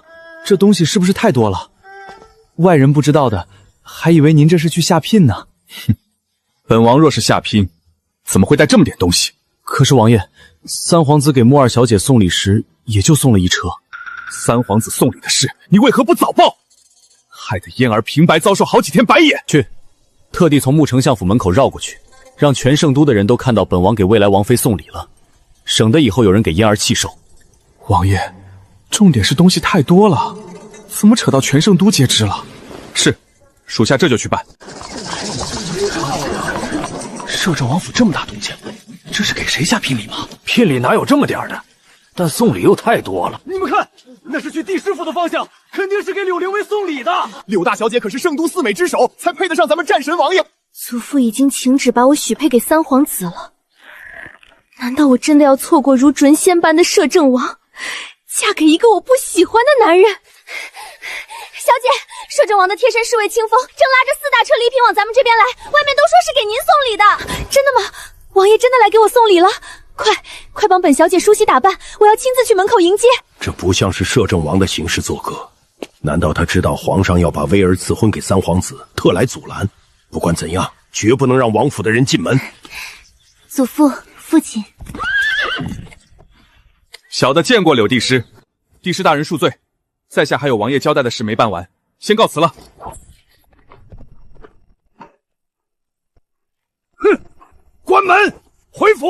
不是给我送礼的，这么多路人看着，我堂堂圣都四美之首，竟然自作多情跑出来迎接。叶一绝，你竟敢如此羞辱我！既然我得不到最好的男人，那我就要得到天下最有权势的男人。祖父，我想通了，我愿意嫁给三皇子。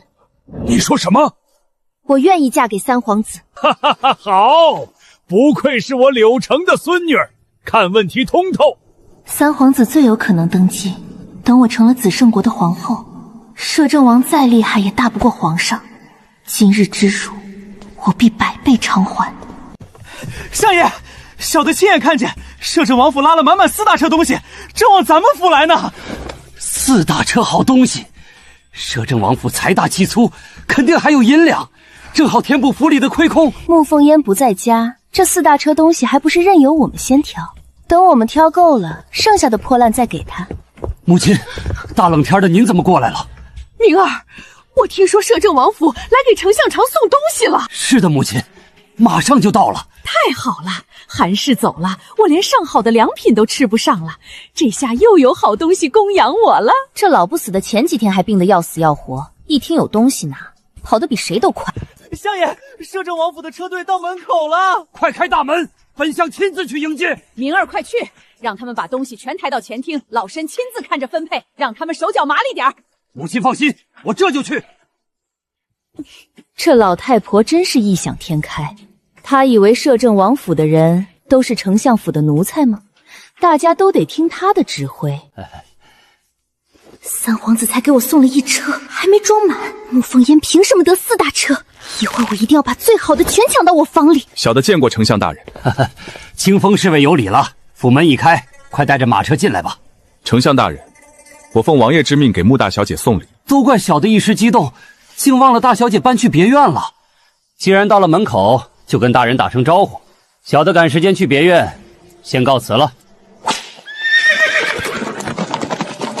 这狗奴才是故意的，故意让丞相府难堪。关门，回府。老爷，给大小姐的东西不该送到丞相府吗？妾身还管着家呢。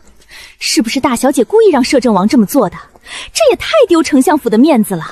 大夫人肯定也知道，怎么也不劝劝。丢了丞相府的面子，就等于丢了老爷的面子。这个毒妇！从今天起就把他……明儿，摄政王府送的东西呢？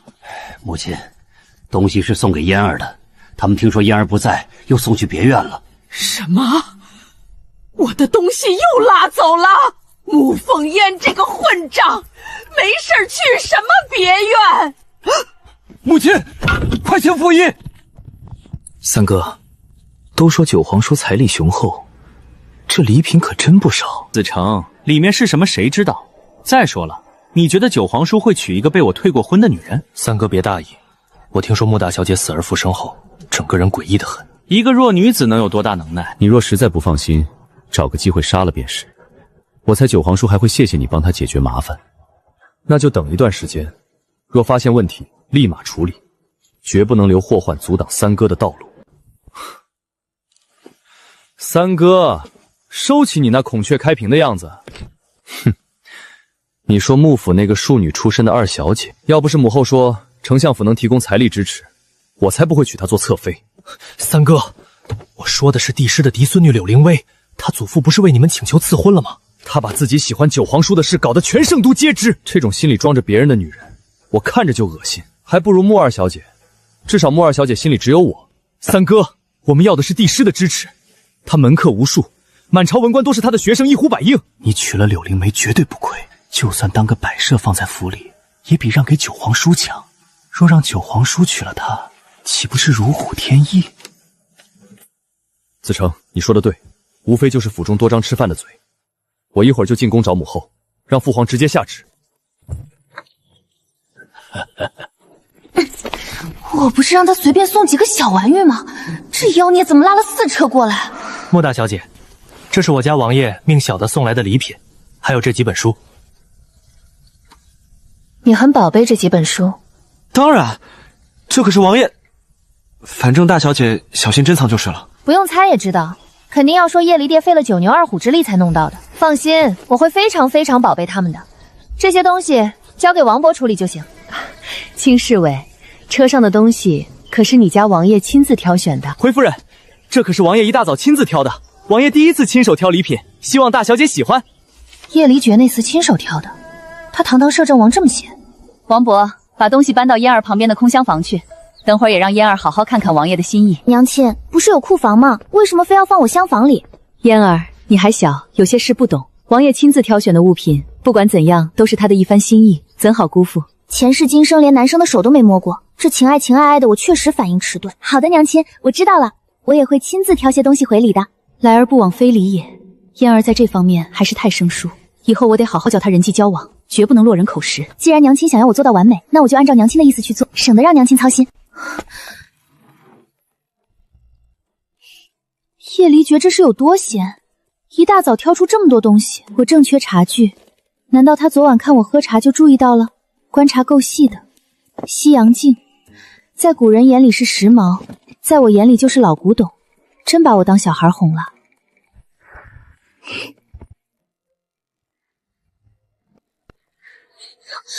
20颗夜明珠，一颗就价值万金，这妖孽比我娘还豪横，绝对是个隐形大富豪，皇上都没他有钱。太贵重了，放空间保险，剩下的留给王伯造册，免得吓坏他们。王伯，只记录箱子里有的东西，空箱子里的我暂时放到别处了。老奴遵命。属下见过大小姐。今天你去牙行或乞丐堆里找几个半大孩童，只要品性好的，我给他们饭吃，但必须为我所用。品行差的，再有能耐也不要。我们不是做慈善的，明白吗？大小姐这是要培养自己的暗中势力。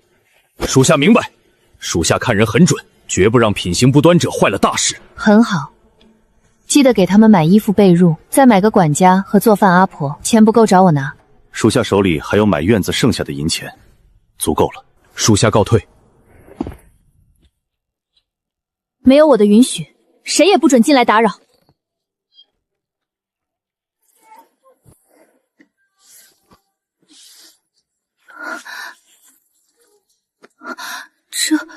这确定是秘籍？武功秘籍不都是孤本吗？怎么会有足足6本？难道叶灵诀把全天下的绝世秘籍都搜刮来了？随便一本拿出去，都能让武林高手抢破头。也难怪清风舍不得王爷把书送出去，更是仔细叮嘱我一定要好好珍藏。专门针对发射毒针、毒镖的暗器散花，简直是为我量身打造的。极快又诡异的步伐，进可攻，退可守。不过欲速则不达，得先恢复前世的鼓舞身手。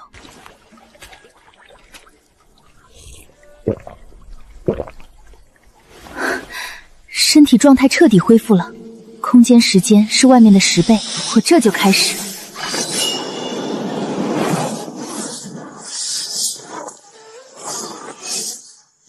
听说了吗？摄政王给穆大小姐送了满满4大车礼品。叶离绝竟然给那个病秧子送礼，我苦心经营这么多年，绝不能输给他。我要先入王府，先入王爷的心。三哥，你先进宫找皇后请旨。这女人遮得这么严实，有些古怪。师傅，你怎么才来？王爷不让我待在府里，徒儿无聊死了。徒儿，你真想好了？王爷今早给穆大小姐送了4大车礼品，可见对她极其看重。师傅，那个穆凤烟病殃殃的，就算嫁过去，能给王爷开枝散叶吗？王爷除了正妃，还能娶2名侧妃啊。你真的执意要嫁给王爷做侧妃？为了完成皇上的密令，为师只能牺牲你了。好，为师这就进宫请旨，让皇上赐你为摄政王侧妃。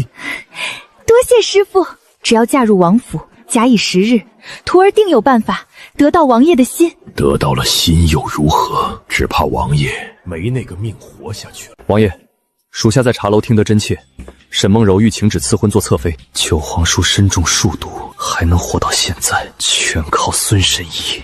如今孙神医的徒弟沈梦柔竟想做侧妃，若让他继续给九皇叔调理身体，九皇叔一日不死，三哥和皇上就一日难安。绝不能让这女人进王府。去办，先下手为强。王爷，孙神医见完沈梦柔后，直接进宫了。沈梦柔让他请旨，赐婚给您做侧妃，就凭他也配做本王的侧妃？他连嫣儿的一根手指头都比不上。王爷，沈梦柔在紫圣国可是有小神医的称号，孙神医还自称天下第一呢，连本王中了几种毒都查不清。哼，都是些沽名钓誉的废物。那王爷，接下来怎么办？绝不能让这道圣旨到王府，若让嫣儿知道，她肯定带着他娘躲得远远的，我这辈子都别想找到她。王爷，我们的人发现程世子的暗卫也偷听了孙神医师徒的对话。既然程世子掺和了，那就让他掺和到底，让安插在巡王府的暗中放消息给程战子，就说本王娶沈梦柔就是为了让他调理身体。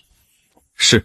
还有，若王公公出来传旨，想办法正旨毁了。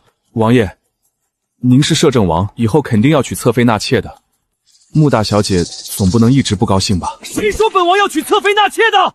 这种话你可曾在嫣儿面前说过？属下知错，属下绝没在大小姐面前说过。本王的后宅还轮不到你操心，滚下去办事。是，属下记住了。去摄政王府宣旨。是，老奴遵旨。哎呦，又是赐婚圣旨，还是赐侧妃，这可是好差事，不用挨打了。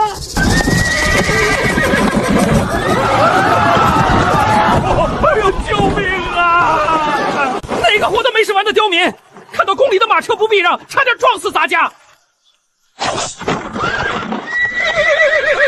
救命啊！要不要这么巧？那条狗刚撒了尿拉了屎，这是说皇上的圣旨是狗屎，还是说圣旨的内容是狗屎？这损的也太绝了！果然不出我所料，九皇叔娶沈梦柔就是为了调理身体。既然如此，我怎能成全他们？把他送走不保险，只要圣旨一下，他还能回来，必须一劳永逸。尚书府的王大人不是喜欢美人，正打算纳妾吗？把沈梦柔送到他的床上去。师傅已经去请旨了，我很快就能嫁给朝思暮想的摄政王了。小姐，有什么好事这么高兴？你很快就知道了。表面温婉，私下里动辄打骂掐人。要不是卖身契在你手里，我早跑了。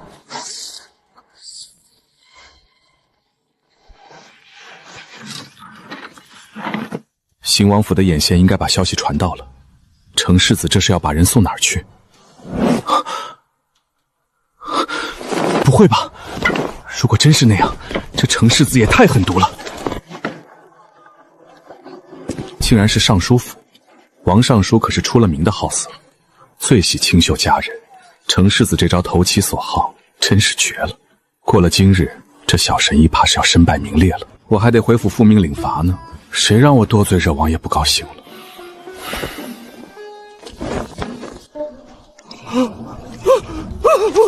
老奴还活着，苍天有眼啊！没被摔死，真是不幸中的万幸。王公公可是圣旨？完了，马车没摔死我，皇上看到这沾了狗屎的圣旨，也会把我弄死，横竖都是死啊！你去把圣旨上的东西擦干净。可是公公，擦了也有痕迹，字儿也花了呀。废话少说，让你擦就擦。再抓把土撒上去。都听好了，今天只看到马发疯，咱家被甩飞昏死，圣旨掉进水坑沾了泥，其他的什么也不知道。想活命的就按我说的做。是，奴才明白。你先拿着，到宫门口再给砸价。翠红院王啪妈给的好东西，专门对付不听话的烈马。小神医又怎样？没背景没权势，给我做妾也便宜他了。贵人送上门的美肉，不吃白不吃。你这个老色鬼，你想干什么？拿开你的脏手！你知道本大人是谁吗？做本大人的小妾，你不吃亏。你知道我是谁吗？我是紫圣国的小神医。过了今天，我就是摄政王的侧妃了。识相的快把我送回客栈，我还要接圣旨呢。若他真是摄政王侧妃，贵人把他送来就是不想让摄政王娶她。摄政王若真在乎，怎会把她扔在客栈？看来我纳她为妾，两边都不得罪。放开我！求求你放过我！我是小神医，能给你带来很多好处。只要你放过我，我以后为你办事。小娘子别哭，本大人会心疼的。这碗绝子汤喝下去，以后你就安安心心做本大人的妾，不用抛头露面看病了，本大人养着你。我被喂了软筋散，连咬舌自尽的力气都没有。师傅已经去请旨了，宣旨公公找不到我，肯定会派人来找的。我必须活下去。我衣衫不整，被困在尚书府，名节尽毁，这辈子都不可能嫁给如滴仙般的王爷了。我一定要把这个老男人弄死，还要查出幕后黑手，将他碎尸万段。该找个什么理由再去见见那小丫头呢？去做最后一件事，把王尚书纳沈梦柔为妾的消息散播出去，越快越好，最好让皇上第一时间知道。属下遵命。王公公哭着回来，肯定是老九抗旨打人，这逆贼连朕都不放在眼里。皇上啊，老奴有罪啊！起来回话，是老九打你了吗？不是摄政王，是老奴刚出宫门，马就发狂了，老奴被甩出马车昏死过去，多亏跟在皇上身边沾了龙气，才保住这条老命啊！圣旨呢？皇上，圣旨掉进水坑沾了泥，自己晕了，怕污了您的眼。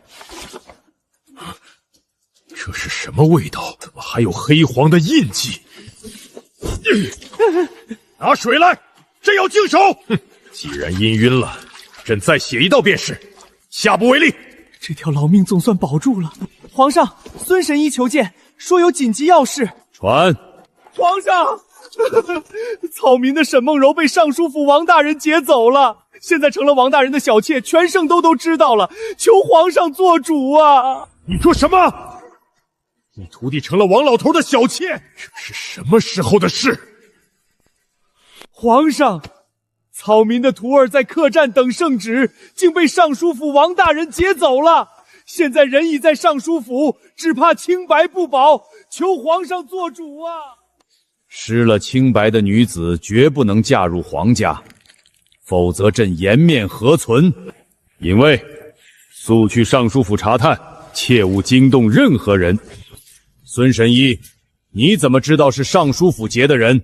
回皇上，现在整个圣都都传遍了，草民徒儿素有小神医之称，消息传得极快。传得这么快，定是有人故意散播。从马经毁圣旨到沈梦柔被劫，幕后主使绝对是老九。原来赐婚的是孙神医的徒弟，这女人真是个扫把星，老天都不让她嫁给摄政王。圣旨沾狗屎，这不是明晃晃说皇上的赐婚如狗屎吗？王尚书那老头敢纳着扫把星，明日出门怕不是要吃狗屎吧？启禀皇上，沈梦柔确实在尚书府，而且什么？直说！奴才去时，沈梦柔与王大人都在床上，而且脱了衣服。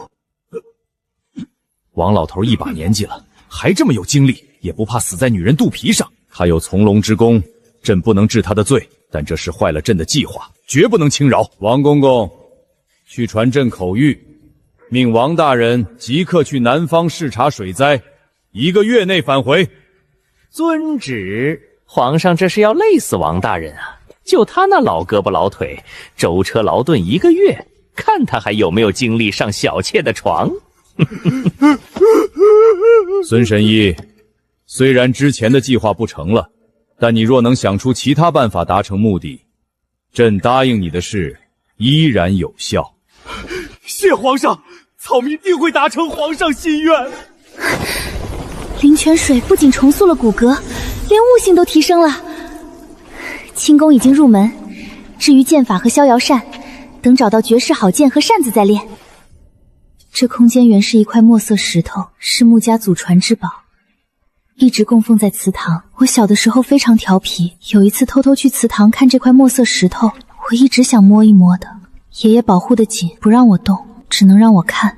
那年我偷偷溜去祠堂，平地摔了一跤，手被石子划破，我没在意，直接去摸那块墨色石头，谁知石头竟然吸我的血。爷爷赶来时，石头发出五彩光芒，直接钻进了我的胎记里。爷爷让我把这秘密烂在肚子里，否则性命不保。前世我连毒药都倒进去了，这破石头就是不出水。不知道现在把毒药加进灵泉水里，是毒性更强，还是直接解毒？改天拿渣爹试试。轻功大成，有好皮肤当然要露出来，越人越己，干嘛藏着掖着？小姐，请小姐恕罪，奴婢们冒犯了。快起来，我又没怪你们。走，去娘亲那儿用晚膳。小姐，你突然变得好漂亮啊，简直像仙女下凡，奴婢都被吸引了。哦，那我之前不吸引你吗？不是，是现在更吸引人了。好了，不逗你了。我今天在屋里研究了一下午美白秘方，等有空也给你们用用。燕儿快吃，中午就吃点糕点怎么行？你现在正是调养身体的时候。娘亲放心，我不饿的。娘亲已让人从南边运了上好水果，还有东阿的阿胶给你补血。刘掌柜前几天传信说从皇上那儿买了一批上好补品，等到了就送来。皇上？是啊，刘掌柜本想全包了，谁知皇宫那边要得急，刘掌柜好说歹说，才从皇上那儿抢购了1半回来。娘亲，刘叔一共买了多少？皇上那么多主后加上3宫6院，就分5箱补品，能分得过来吗？我这娘亲太牛了，竟然连皇宫的贡品都敢截胡。是不是你也觉得少了？娘亲也觉得少。等你刘叔不忙了，娘亲再让他去买。不，一点也不少。皇宫那么多娘娘才分5箱，我俩分5箱，我还敢嫌少？娘亲，一点也不少了，暂时别买了，万一时间久了坏了怎么办？嫣儿说的对，看来娘亲以后得多买些保存时间久的东西。娘亲，我真不是这个意思。但嫣儿身上发生任何事，娘亲都不觉得奇怪。你是受过佛祖指点的人，佛祖无所不能，我的嫣儿自然也无所不能。娘亲以后会多给佛祖烧香的。所以佛祖又背锅了。原来佛祖这么好使，就算我明天告诉他我能飞天遁地，他估计也深信不疑。行吧，只要娘亲接受就好。嫣儿，还有1个月就到年关了，你指婚给了摄政王，年关前必会收到恭请帖。娘亲不去吗？娘亲从未去过。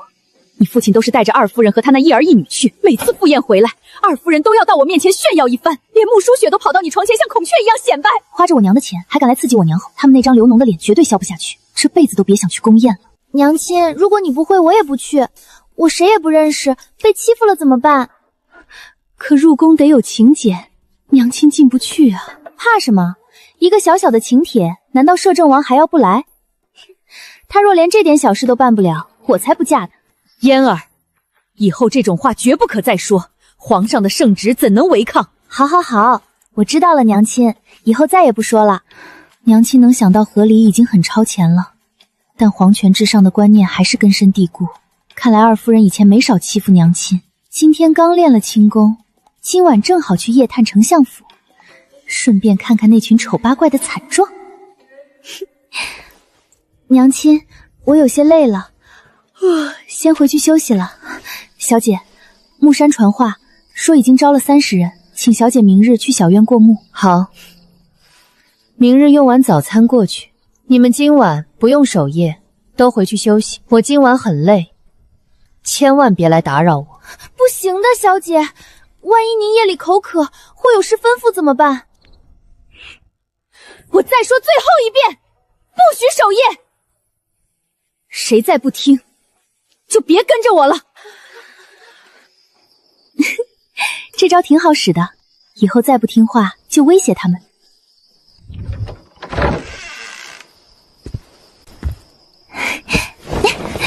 月黑风高夜，杀人放火天。这才1天时间，他的轻功竟学了8成，我当年可是学了2天，这丫头的天赋简直逆天。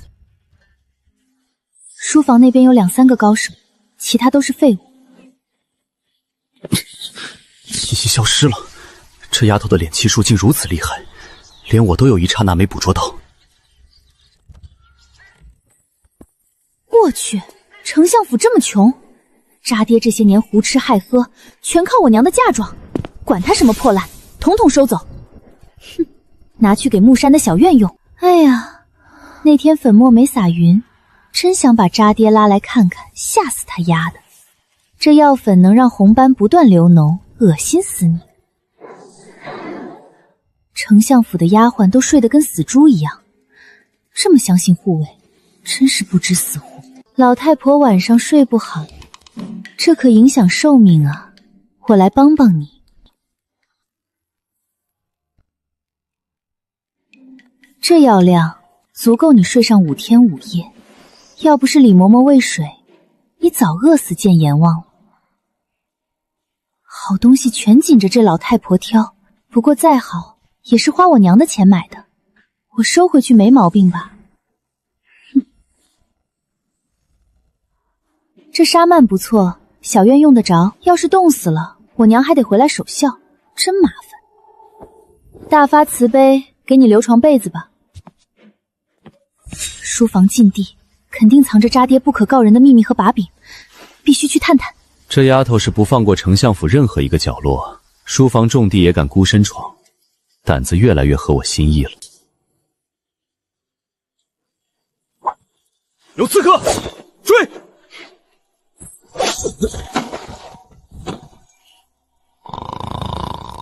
！1、2、10，够了，睡到明早刚刚好。府里鸡飞狗跳的好戏，他可不能错过。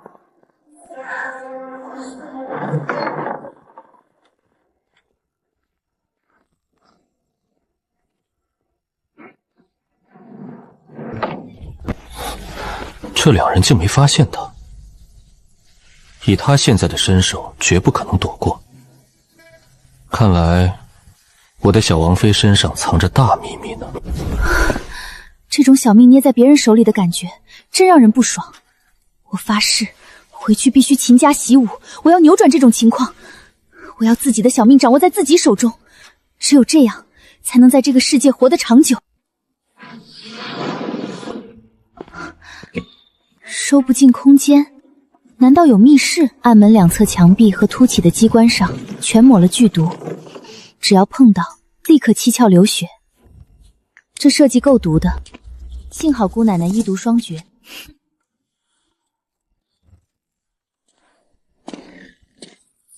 一个道貌傲然的伪君子，原来穆家根本没败落，整个穆府都在吸我娘的血，自己的家底却藏得严严实实，连老太婆都被骗了。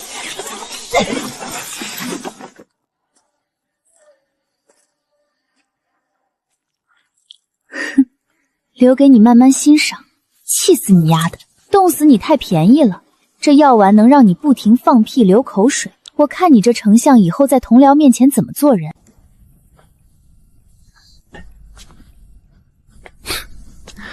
这小丫头怎么这么可爱？不好，是脸息高手，打不过36计走为上。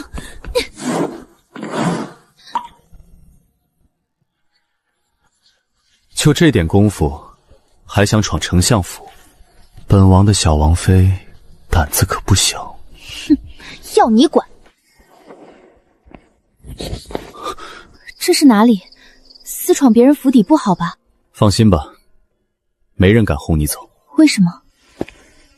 因为这是本王的府邸，谁敢轰走本王的王妃？啊，这是你的府邸？你怎么把我带到你府里了？还有，我们还没有成亲，不许叫我王妃。好，我知道了，嫣儿。叫嫣儿叫得怪顺口。叶留觉，你笑起来真好看，以后没事的时候多笑笑。叶离觉，有多久没人叫过这个名字了？从他嘴里叫出来，莫名的好听。喂，想什么呢？嫣儿，你比前2天漂亮多了。难道我以前不漂亮吗？比刚从坟墓里扒出来的时候漂亮多了。我了个去，这天没法聊了，专戳人痛处。就这不会说话的嘴，以后能讨到老婆吗？嫣儿，饿不饿？都怪你，我本来不饿的，都让你说饿了。好，好，好，怪我。走吧，我带你去吃好东西，把饭菜端到书房。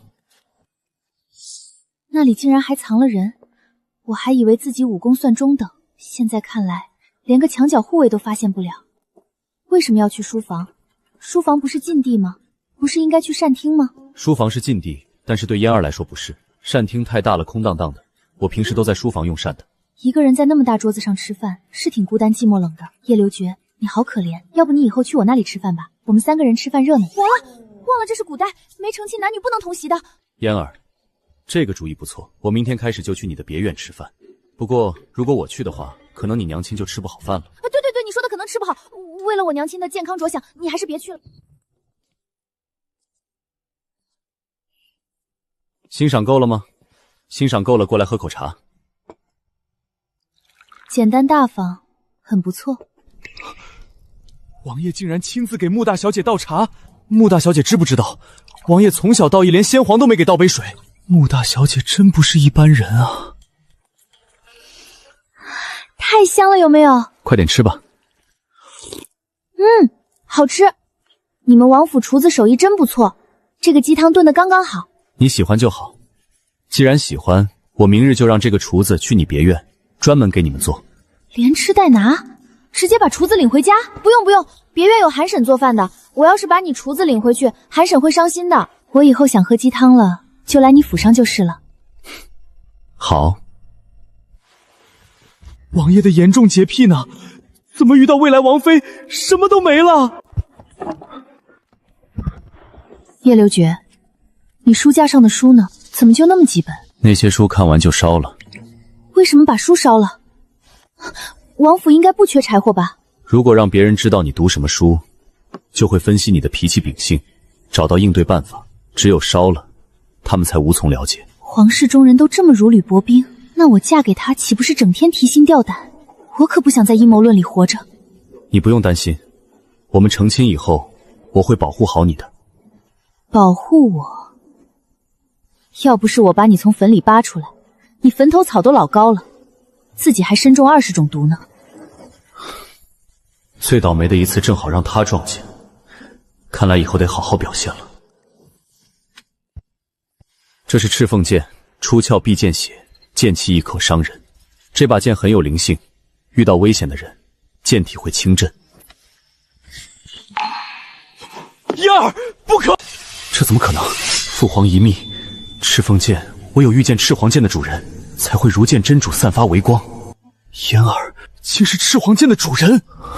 这把凶器曾用霸道剑气将无数高手震得经脉受损。多谢小王爷赏赐宝剑。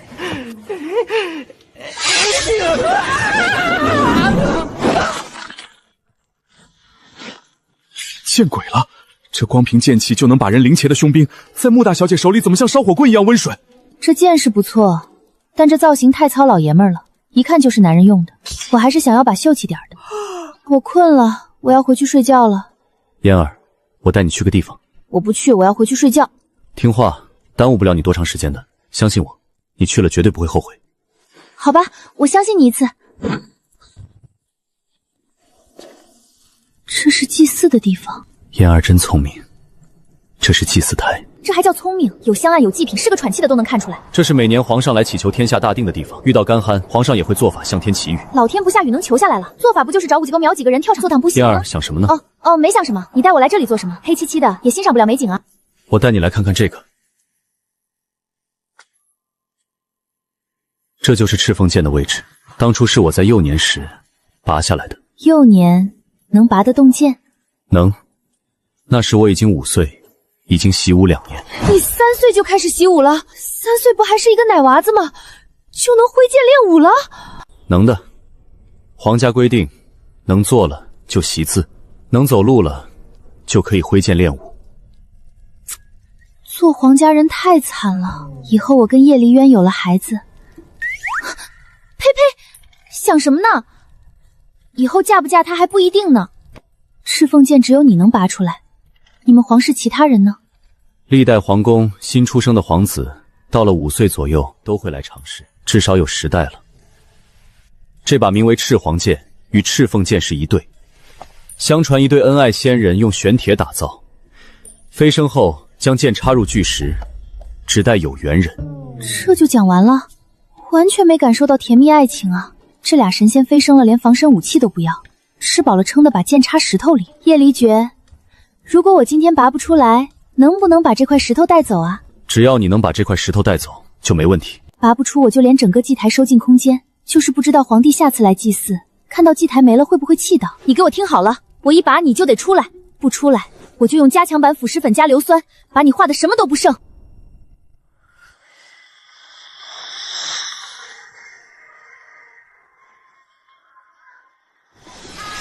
凤香女出，凤凰剑鸣，天下大乱，终归统一。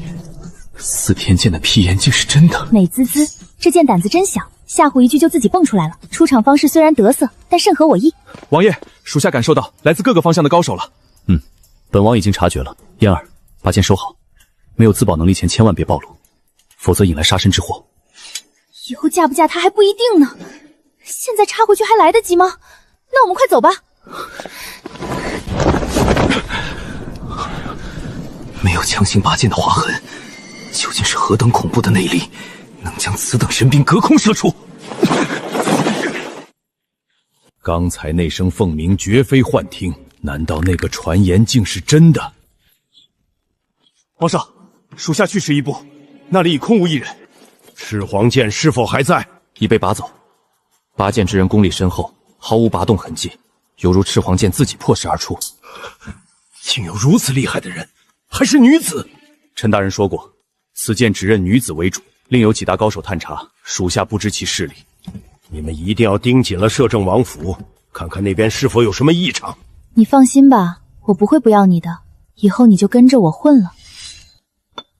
嫣儿，过来坐。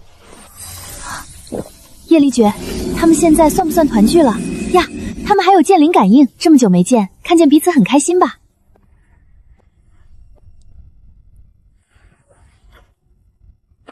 哦，最高境界人剑合一，等我练成，岂不是天下无敌？嫣儿，万万不可让其他人知道你持有此剑。你现在功力尚浅，不是那些人的对手。不就是嫌我菜吗？怕什么？我直接扔进空间里练，神仙也找不到。放心吧，没自保能力前我不会拿出来的。我一会儿让清风取把普通剑给你，掩人耳目。谢了。嫣儿，你我无需这么客气。你还没告诉我，为什么你的赤凤剑大家都知道没事，赤皇剑却不行？先皇在时，司天监陈大人占卜过国运，他说凤象女出，凤凰剑鸣，天下大乱，终归统一。后来传出，拔出此剑者能统一天下。青天剑占卜，这不就是个忽悠人的大神棍吗？所以嫣儿务必小心，其他3国皇上若知晓，定会夺宝杀人。叶离绝，有些话我只说一次，我不是什么凤女，更没能力让天下大乱。我又不做女皇，统一天下做什么？我的要求很简单，每天和娘亲过好小日子，其他事与我无关。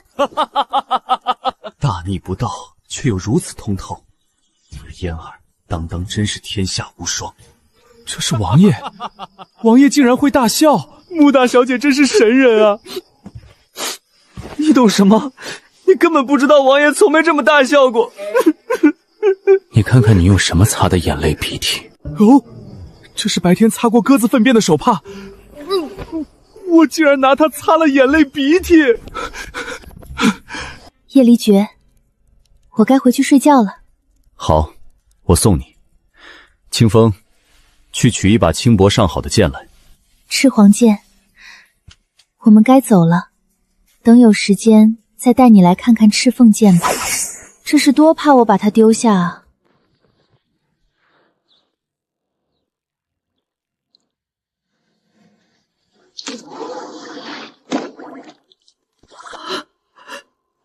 遭贼了！你们站在那里干什么呢？还不快点把被褥拿过来！老夫人都快冻坏了，快点给老夫人盖上被子啊！你去把相爷请来，就说老夫人昏迷了，一直醒不过来。小翠，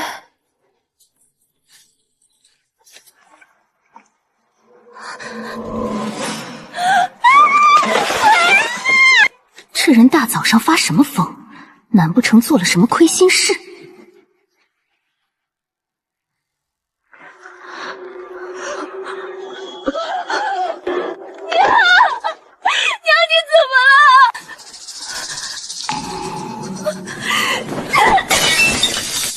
我的贵重物品，我的秘剑全没了。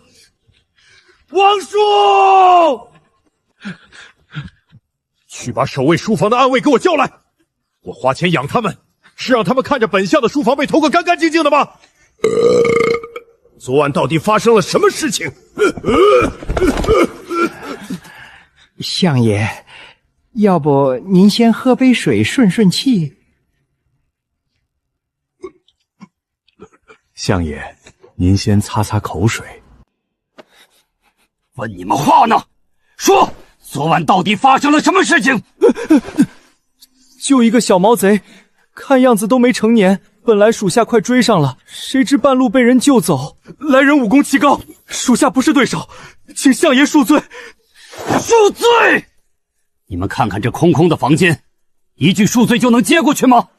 你们瞪大狗眼看看，连丫鬟昨天放到门口的扫帚都不见了。一个小毛贼能拿得了这么多东西？是不是你们联手把本相迷晕，把东西偷运走了？相爷明鉴，真的是小毛贼一人所为。老三还被摔断了腿，现在还在床上休养。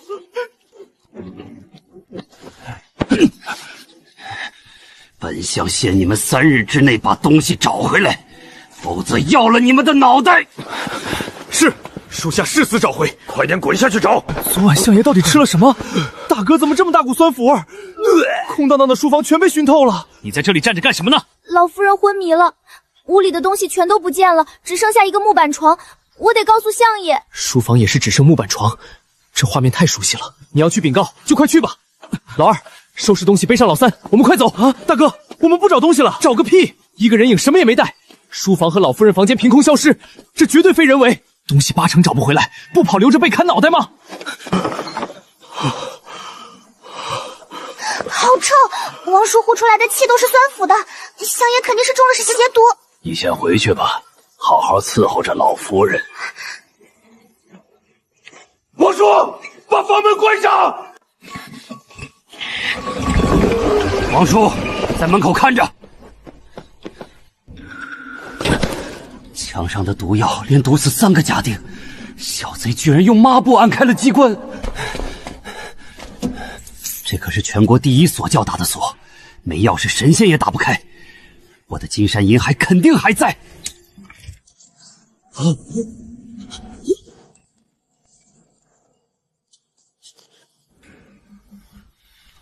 我的钱，我的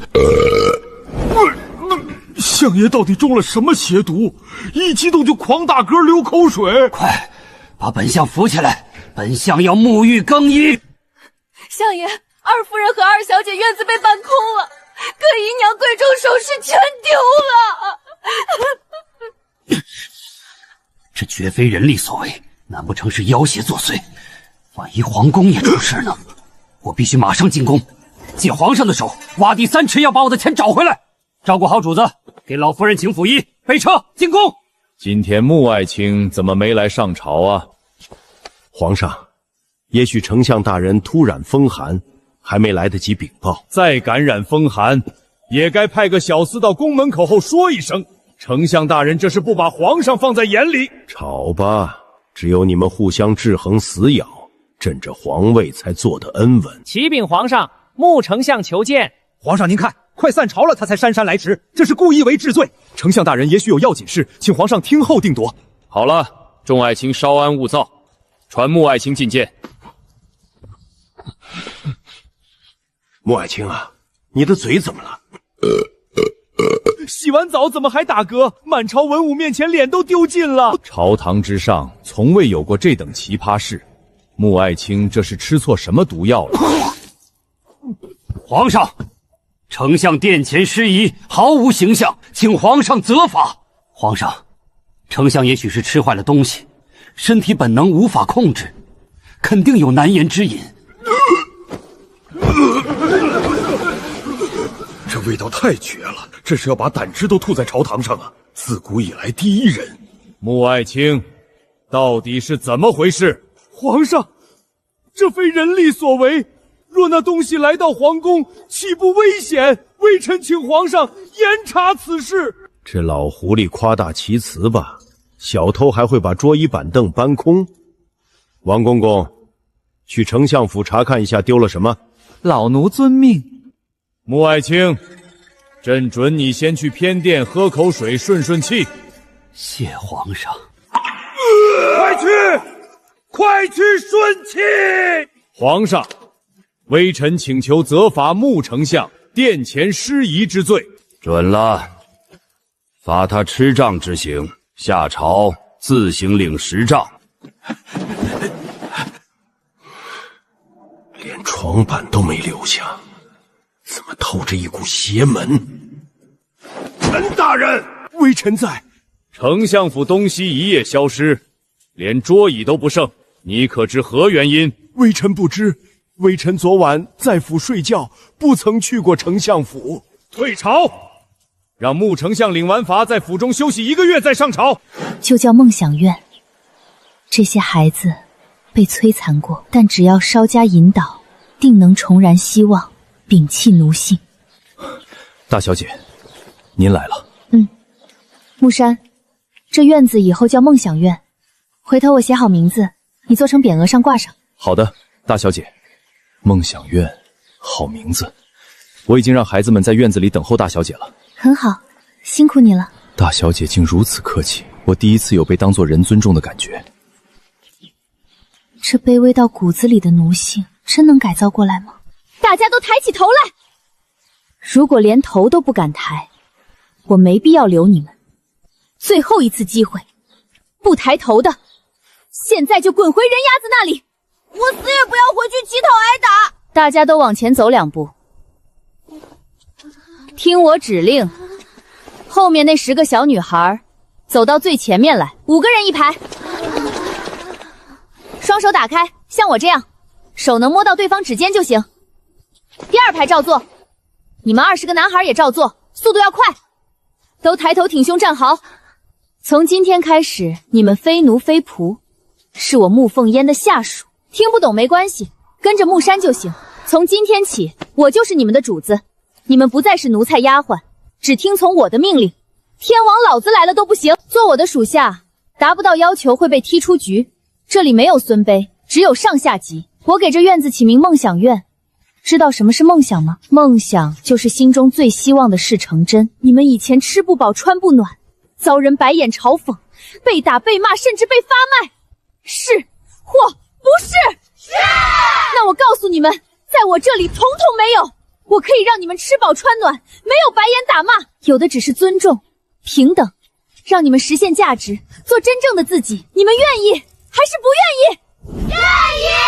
我会请识字先生教养嬷嬷，让你们琴棋书画样样精通。我保证，从梦想院出去的每一个人都胜过官家公子小姐，受人敬仰。你们想不想成为这样的人？做我的属下很辛苦，如果没有过硬的武功，琴棋书画再精通，也是死路一条。木山会带你们练武，想要梦想实现，就不怕苦，不怕累，不怕辛苦，不怕辛苦。你们分2组，每月评比第1有奖，不合格2次者退下处理内务。最后说一件事，我不喜欢背叛，背主求荣者，这一粒小小药丸就会让你七窍流血，尸骨融化。不信的可以试试，如果不听话就被赶走，背叛就七窍流血，尸骨融化，这辈子我死也跟着主子。大小姐，奴婢们也想跟着学。从明天起，你们也来这边，顺便协助木山。是小姐。从现在开始，都喊我主子。是主子。木山，过来，这训练计划你拿好，照做。太完美了，按这计划，只要不是沙子都能练成绝世高手。你下个月我给你一套专属功法，保证你不会像上次被人追杀的那么帮背。多谢主子。不用客气，我是你主子，以后你也是有主子罩着的人了。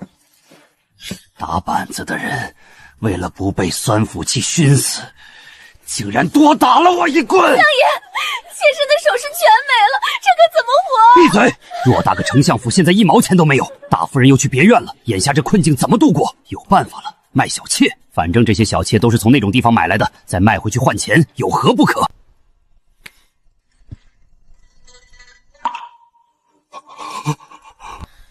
怎么还不快去？记住，不要让任何人知道此事。相爷真要卖小妾，连脸面都不要了，指望翠红院王妈妈那张破嘴守秘密，简直是做梦。相爷又想包姑娘了，相府失窃看来是谣传，相爷有钱的很呐。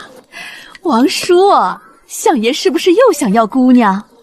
新来了几个，标致的很。走走走。不是，王妈妈你误会了，是有其他事儿。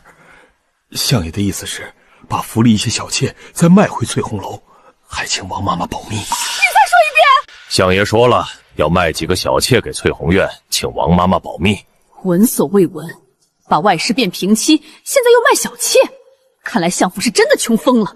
王叔啊，当初相爷带走的可是清白姑娘，既然做过妾，那价钱可就不一样了。看在相爷面子上，一个200两银子吧。这太低了，当初相爷可是5000两买的一个姑娘。那就300两，不能再多了。我们现在买个清白小姑娘也就50两。50两买的，转手坑相爷5000两。好，300两就300两。那你们相府要卖几个？20个。多少？你没听错，20个。亏大了，6000两啊！得让他们接客多久才能赚回来？行，我这就让人去接。姑娘们，天大的稀罕事儿！穆丞相穷得揭不开锅，要把20个小妾全卖回咱们这儿接客了。娘娘，穆丞相把府中小妾全卖给翠红院了，消息都传进宫了。丞相府当真如此拮据了？当年抄家，穆丞相私吞了大量金银珠宝，如果这笔财富也丢了，那傲儿就没必要娶那个毁容的2小姐了，必须找个由头退婚。娘娘，外面传言，自从穆大小姐死而复生，穆府就接连发生怪事。老夫人房中被偷得干干净净，睡在床板上，据说看见了鬼怪小偷，吓得至今昏睡不醒。哦，还有这等怪事？还不止呢。丞相大人书房也被偷空，醒来后就一直狂打酸嗝流口水，朝堂上都没停，还被皇上责罚了吃杖之刑。你是说丞相大人在朝堂上公然打酸嗝？是啊，娘娘，整个朝堂酸腐气熏天，皇上都生气了。外面都说穆大小姐是个不祥的，带着极重晦气。当初司天监陈大人就说过他是大凶之人，还是娘娘英明，赶快让皇上退了三皇子与穆大小姐的婚约。傲儿已同意娶柳帝师的嫡孙女柳灵薇为正妃，本宫已告诉皇上，这2天赐婚圣旨就会到柳府。恭喜娘娘，柳大小姐知书达理，柳帝师桃李满天下，对三皇子有极大帮助。嬷嬷说的极是，这位柳大小姐才貌都配得上傲儿。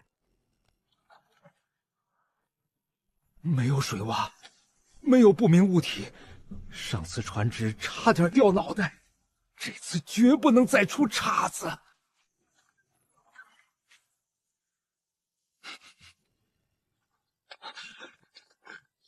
王公公这是怎么了？没什么，帝师大人，快点跪听接旨吧。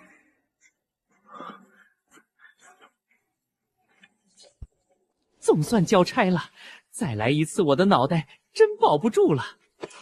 我的嫡孙女是三皇子妃了，之后三皇子登基，柳府就是皇后母族，飞黄腾达。恭喜柳帝师，贺喜柳帝师了，以后柳大小姐的好福气还在后面呢。借王公公吉言，王公公辛苦一趟，这是茶水钱，收好了。柳大人太客气了，咱家还要回宫伺候皇上呢，就不久留了。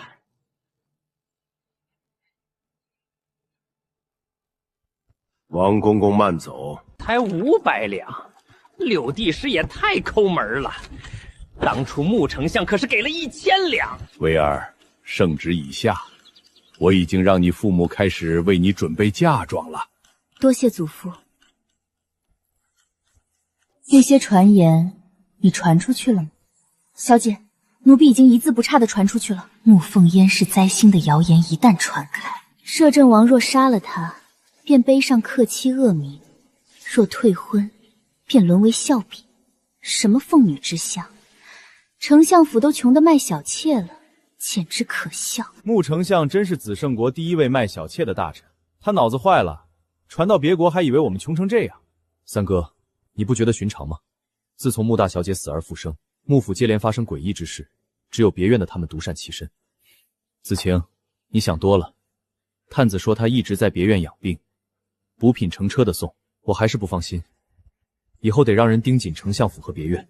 对了，穆二小姐毁容，满脸青斑，丞相府现在穷成这样，改日让母后找个理由退婚，娶个满脸流脓的，我还要不要用膳了？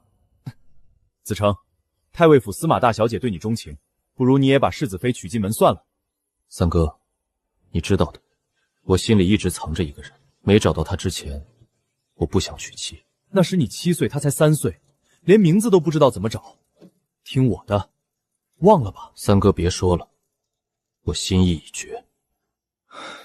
这孙神医怎么还与南安国的人有接触？王爷，孙神医来送药了，顺便想给王爷请个脉。把药端进来，告诉孙神医本王正在处理公务，药会按时喝，请脉不必了。王爷，这药万万不能喝啊！谁说本王要喝的？你下去吧。孙神医还是有点用的，这不就给我去找嫣儿的借口了吗？孙神医可以再留几天。王爷端药的时候，眼中怎么好像有笑意？肯定是错觉。二是，这么明显的事都看不出来。查清孙神医为何与南安国接触，秘密查探他与皇上是否有交易，不可打草惊蛇。是，王爷，外面有些关于您与未来王妃的传言。讲，外面都在传穆凤烟是天生灾星，克父克母，谁沾上她都没好下场，冻死我了。王爷才认识王妃几天，这地位比我们从小陪到大的都高了。别院那边听到了吗？回王爷，今天刚传出，应该还没传到别院。没传过去就好，省得嫣儿想多了。怎么感觉是王爷您想多了？查出是谁散播的吗？是柳帝师孙女柳灵薇的丫鬟，柳大小姐刚接赐婚正旨，不日将与三皇子完婚。看在柳帝师辅佐先皇的份上，死罪免了，活罪难逃。去警告他，今日内澄清谣言，否则下半辈子去清心寺祈福。青天剑陈大人的徒弟专门算良辰吉日，去想个办法，让他选的日子在1年之后。王爷，警告容易，但推迟1年怎么说？皇上最忌讳什么？属下明白了。皇上最忌讳虚无缥缈的冲撞，属下这就去办。丞相府书房被偷空，看来我的小王妃还有秘密。无妨，等她愿意坦诚，今晚去问问她需不需要安慰。今日天黑得格外的蓝。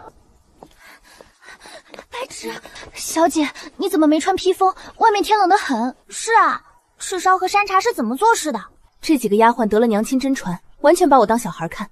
不用怪他们，从今天起，赤枣和山茶跟着木山习武了。你们不想学？小姐，奴婢身子骨不适合练武，奴婢只喜欢绣花做针线活，不喜欢舞刀弄剑。好吧，那以后你们就跟在我身边，在门口等我，有事。哎呀，奴婢该死！夫人让小姐回来后去她那里一趟。哦，娘亲找我，莫非有什么事情？那我们快点过去吧。大小姐，二丫，白天没事就去厢房暖和，别冻坏了。大小姐，奴婢不冷，晒习惯了。现在去烤火。桂枝，一会儿拿冻疮膏给她涂上，免得来年春天手痒。大小姐过来了。你带二丫去厢房，白天不用站外面，这是我的命令。多谢大小姐。快起来吧，沐春，带她去。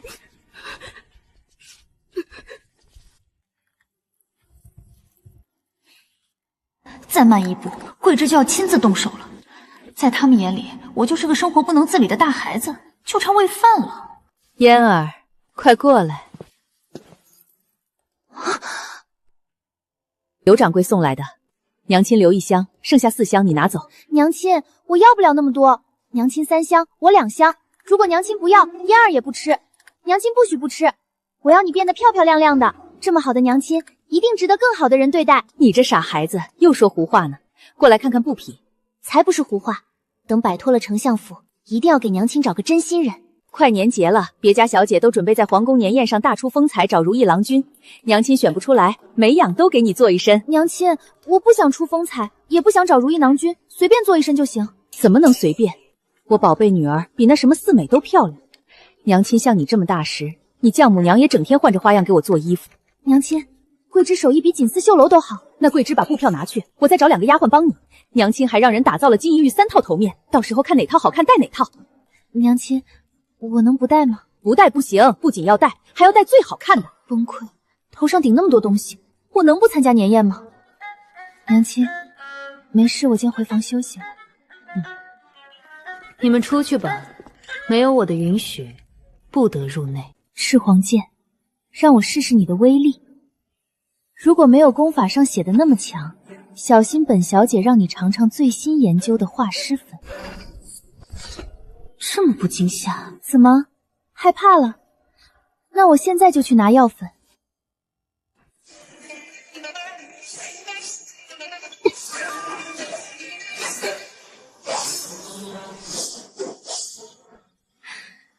怪不得那么多人抢你，你以后只属于我。离远点儿，本小姐要洗澡了。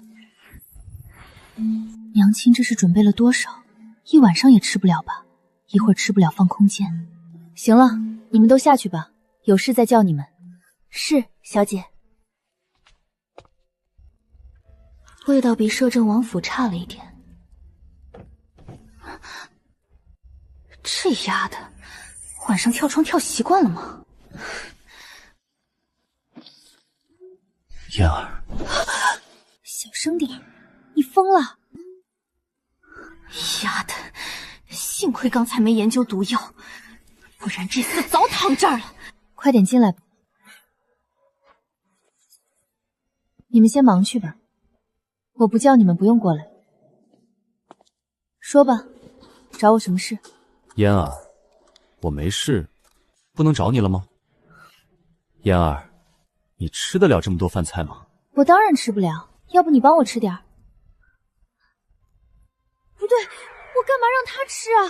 这是娘亲给我准备的。好啊，多谢嫣儿，我着急来找你还没用晚膳，要不我陪嫣儿一起用。丫的，好想把这厮踹出去，可惜现在还打不过。小小的人吃这么多的吗？看来以后得让王府膳房多备些吃食。嫣儿，要不要再喝点鸡汤？不喝了，没你府中厨子炖的好喝。那我让厨子明日一早炖上，嫣儿明日中午或晚上可以去品尝。白天贸然去王府会不会不好？晚上去鸡汤会不会不好喝了？嫣儿放心，我的王府位置偏，你坐在马车里直接驶入王府，谁能看到里面的人是你呢？好吧，我明天中午去喝鸡汤，不过我还要去街上的铺子看看。大冷的天，你要买什么我让人送来，小心得了风寒。大冷天你不是这样跳窗，也没见把你冻死。明日出去披件厚的披风。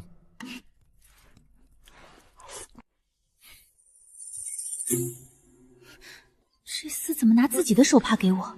哎，已经弄脏了。喏，你先用这块吧，你的被我弄脏了，等我洗干净了，我们再换过来。不用，那一块你要是不喜欢就丢了吧。我觉得你这一块甚好，不用换了。感觉这厮是故意的，但是没有证据。你找我到底有什么事？解毒还是救人？这是谁给你的药？这么想让你死？如果你今天喝了，出不了3日就去见阎王。有一味药加得过猛了。嫣儿，你不知道吧？子圣国有规定，如果还未有子嗣的王爷死了，王妃是要陪葬的。可是我们没有成婚呢。只要赐婚圣旨一下，你就是王妃了。我带着娘亲远走高飞还不行吗？可以，但皇室会一直追杀你们。你难道让你娘亲跟着你颠沛流落？这是哪个皇帝定的破规矩？找个山头占山为王？不行，朝廷剿匪就玩完。毒死皇上自己当？不行，查出来还是被追杀，逃到别的国家，都是古代，说不准得罪谁小命又没了。这厮就是个定时炸弹，起义前必须保证他不死。如果他不是良人，我就把皇室全毒死，带娘亲远走高飞。嫣儿，想了那么久，想什么呢？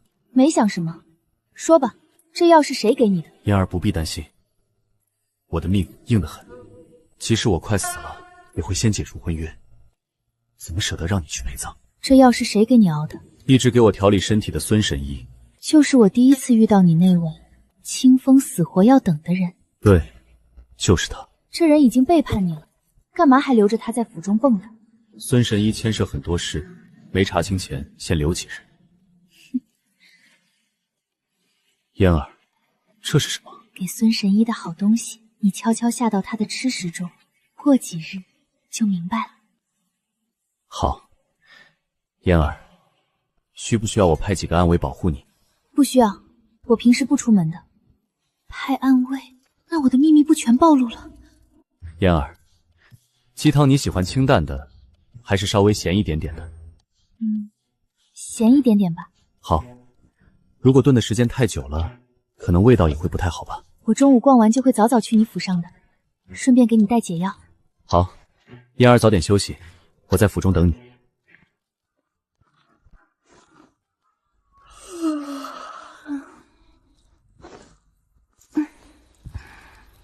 清风，去膳房说一声，明早炖上鸡汤，再研究几项圣都没有的吃食，一定要好吃，做好了本王有赏。怎么，本王的话没听明白？属下明白了。还不快去！王爷跟你说什么了？至于激动成这样？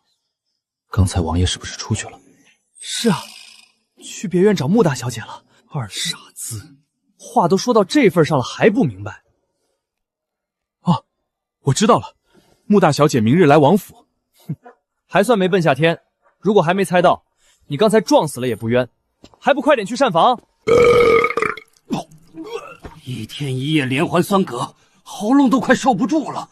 20个小妾才卖这么点钱，翠红院真黑。老爷，老夫人一直昏迷不醒。对，只要叫醒母亲，用孝道逼韩氏回府交出管家权，相府的钱财危机就迎刃而果了。王叔，去告诉府医，无论如何也要把老夫人叫醒，否则脑袋不保。是，老奴这就去。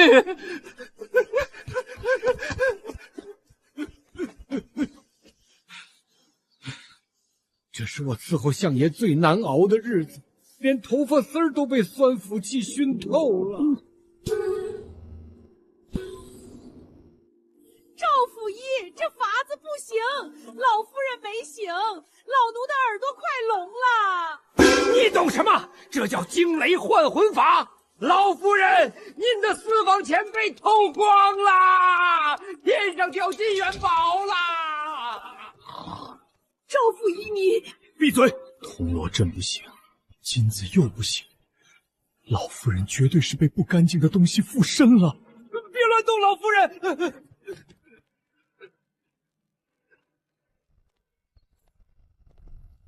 小姐，我们这是打造武器的地方。本小姐找的就是这里。掌柜的，这个可否能打造？精妙啊，暗藏机关。敢问小姐，此飞镖是否有名字？飞烟镖。好名字！中了此镖，可不就是灰飞烟灭吗？老夫打造武器多年，第一次见如此绝妙的设计。那当然，融合后世飞镖长处，击不中还能自动返回，并撒下迷药，绝对的杀气。先打造10个，10天后来取。银针你们这里有吗？有打造好的100多根。那就都拿着吧。再逛一会儿，就可以去摄政王府喝鸡汤了。小公爷，小公爷，你快看，街上有一位好漂亮的姑娘。好标致的美人，养在府里1年半载，绝对倾城。这美人我要定了。回去之后，本小爷好好奖赏你。哼，快走，下去问问是哪家的小姐。我勒个去！哪里来的大胖子？少说也有200斤吧？这位公子，请让开，你挡住我家小姐的路了。你这小丫鬟怎么说话呢？知道我家公子是谁吗？我管你家公子是谁，挡路就不行。哟，还是个小辣椒。我家公子就喜欢你这样的，收你做妾是吧？本小爷可以收她为妾，但更喜欢后面的那位小姐。就凭你这个大肥猪，还肖想我家小姐，也不撒泡尿照照自己什么德行？这2个丫头战斗力不错，出门一味忍让，可不是我沐凤烟丫鬟的性格。真是不识好歹，把这3个人都给我绑了，带回国公府，本小爷慢慢教他们怎么说话。小姐，我们拖住他们，你快跑！慢着。小美人想通了，跟了本小爷，绝对不亏待你。我说胖子，你是哪家的？大胆，说谁胖子呢？滚一边去！这位小姐，我是国公府的小公爷，跟了我，以后你就是国公夫人。给我画大饼，真当我是3岁小孩？好，本小姐记住了，孙国公府，我今晚一定会去的。美人可要说话算话，就在丞相府后面第2排，我会让人在后门留门。放心，一言为定。白芷、桂枝，我们走。小公爷，就这么让他们走了？万一不去怎么办？哪个女人不贪图本小爷的身份？今晚肯定来，记得让后门留门。还是小公爷魅力大，您这仪表堂堂的气质，再美的美人也被吸引了。我得着急去喝鸡汤呢，哪里有时间跟个猪头闲着？今晚再去收拾他。清风睡着了吗？嫣儿怎么还没到？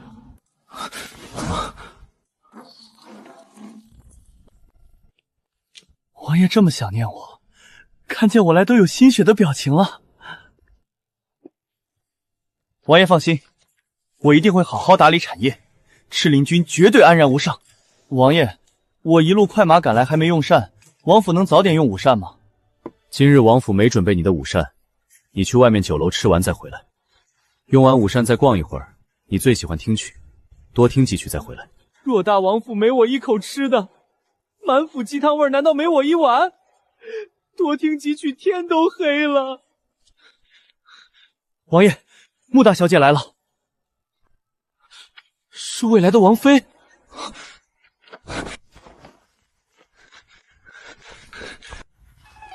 这眼神，这是在赶我走。这么多年的交情全完了。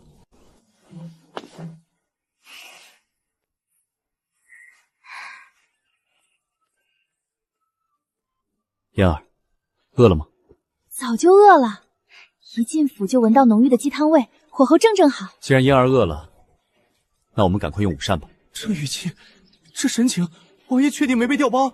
这才哪儿到哪儿，比这更惊悚的你还没见过。这人长得挺英俊，怎么表情跟见鬼了一样？我穿得很得体啊。王妃，在下东方轩，是王爷的好友。我叫穆凤烟，与王爷还未成婚，请叫我穆大小姐。好的，好的，穆大小姐。你不是还有事情要处理？快去吧，在下送东方公子。嫣儿，去我书房吧，进来暖和暖和。要不东方公子去膳房凑合吃点儿。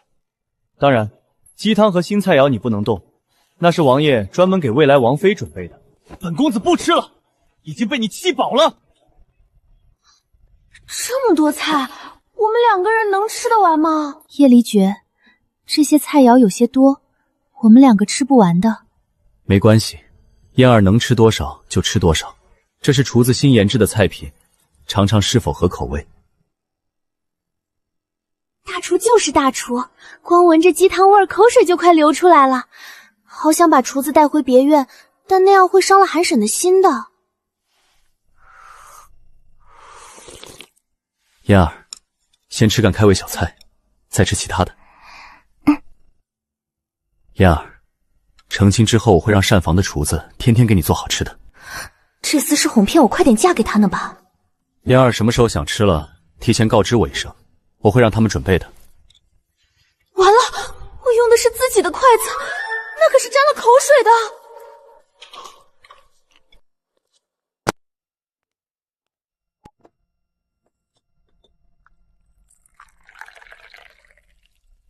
这是我给你配制的解药，1天1粒，3天后你身上的毒就全解了。王妃，真的吗？王爷真的能痊愈了？王爷，太好了，您再也不受毒素折磨了，谢谢王妃。以后王妃叫小的往东，小的绝不往西。不知道的还以为被解毒的是清风，叶流觉怎么跟听别人的事一样云淡风轻。嫣儿，谢谢你。不用那么客气，我以后来你府中多用次膳就行了。好。我是不是给自己挖了个坑？清风，你先下去吧。是，属下这就下去。叶流觉，我听娘亲说还有1个月宫中就要举办宫宴了。对，每年年节时都会举办。嫣儿如果不想去可以不去，你现在是未来王妃，没人敢质回。没成婚还是有人会说3道4的，再说了我娘亲也不会同意。所以嫣儿可以先嫁给我，等及笄了我们再洞房。不行不行的，我还要多陪陪我娘亲的。你也可以带你娘亲一起入住摄政王府，那样你们也不会分开了。这厮确定不是后世来的，娶媳妇还能带丈母娘？我有预感，嫣儿以后会越来越倾城。如果不赶紧拐进王府，万一出现个比我更优秀的人，把他的注意力转移走怎么办？嫣儿，我说的都是真的。这厮真不是后世来的，就这么着急成亲？叶离觉，我娘亲不会同意的。再说了，我还没及笄呢。好，我等你。娘亲说我肯定会被邀请参加宫宴，我娘亲能去吗？可以，拿着我给你的令牌直接进宫，无需请帖。这令牌这么好使，那可得好好保存。今年年宴，其他3国皇室中人都会来恭贺。皇室中人？他们该不会是来联姻的吧？这也是保持4国暂时和平的办法。叶离觉，他们不会嫁给你吧？不会，我此生只娶你1人即可。在这3妻4妾的古代，他真能独善其身？嫣儿，本王说话算话。赤黄剑还没有消息吗？回皇上，得到赤黄剑的人消失得无影无踪，其他3国暗中势力也均未查到。继续查下去，有任何消息都来告诉朕。启禀皇上，贵妃娘娘求见。宣，臣妾见过皇上，臣妾怕皇上劳累，特意炖了补笔送来。爱妃有心了，王公公。皇上，这还有1个月就到年节了，臣妾盼望着宫宴热闹一番呢。今年西幽国与南安国公主、北邻国太子都会前来。那皇上，别国公主前来是不是想与我们子圣国联姻？爱妃所言极是。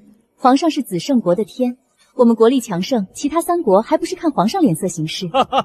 爱妃真会说话。皇上，您看3皇子都有正妃了，4皇子君儿正妃之位还空着呢。宫宴上看看是否有合适的大臣之女指婚给君儿。皇上，若宫宴上君儿看上别国公主，公主再不愿意，惹得两国不和，那倒是君儿的不是了。他国公主前来就是为了和亲的，还轮不到他们愿不愿意。皇上息怒，都是臣妾不好。爱妃，快起来！朕不是冲你发火。如果君儿看上了哪个公主，让她来告诉朕，朕给她指婚。成了，君儿的婚事稳了。谢皇上。君儿上次还叮嘱臣妾一定要照顾好皇上的龙体。君儿是个有心的，个个是好的，岂是他国公主挑来选去的？启禀皇上，皇后娘娘求见。皇上，皇后娘娘可能有要紧事，臣妾先告退了。好，今晚朕就去爱妃那里用晚膳。臣妾今晚一定做皇上最爱吃的菜肴，在咸宁宫等着皇上。这贱人仗着母家是镇国大将军，在皇上面前越来越嚣张了。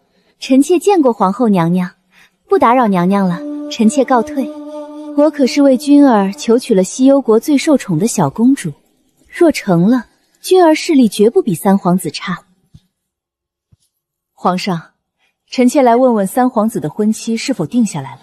今天见李大人说三皇子今年成婚对朕不利，天有异象，穆凤烟死而复生，赤红剑失踪，逆天而行会伤朕的龙体。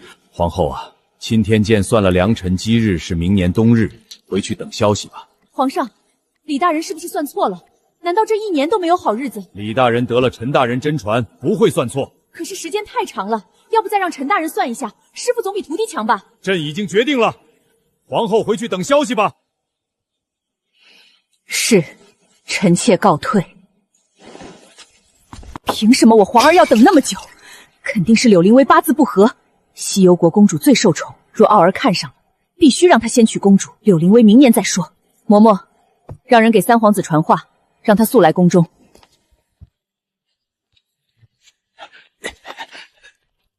孙神医，麻烦靠后点，小心马车撞到你。王爷，刚才是哪家小姐？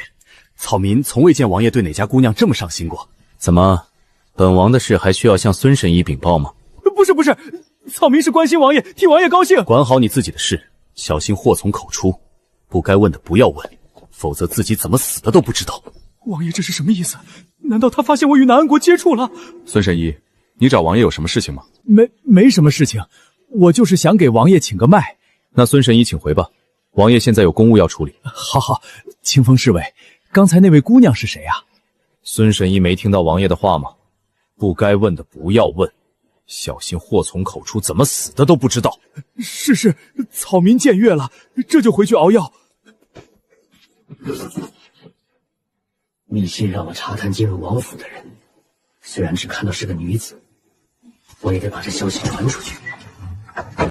还熬药，这是多盼着王爷毒发身亡。要不是留着有用，真想一剑劈了这庸医。大冷天扇扇子，不冷吗？东方公子，您回来了。听了一下午小曲，很高兴。你们未来王妃走了吗？已经走了。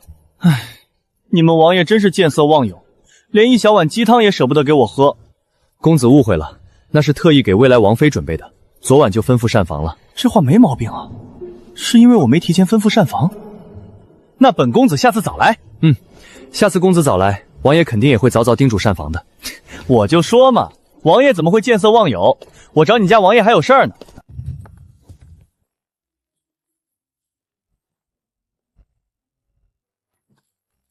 东方轩，下次能不能敲门？我不是一直这样吗？再说了，你这书房又没秘密，莫非藏了美人？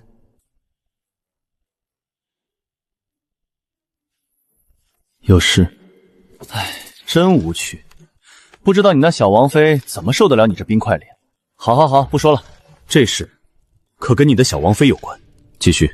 北邻国太子来紫圣国，一是好奇穆大小姐死而复生，二是对你恨得紧。我怕他在战场上输给你，再去纠缠哄骗你的小王尼，那王爷不就成了笑话了？嫣儿连我都不放在眼里，惹急了直接一把毒药。丞相府那满脸罗容的二小姐就是下场。可能会很惨。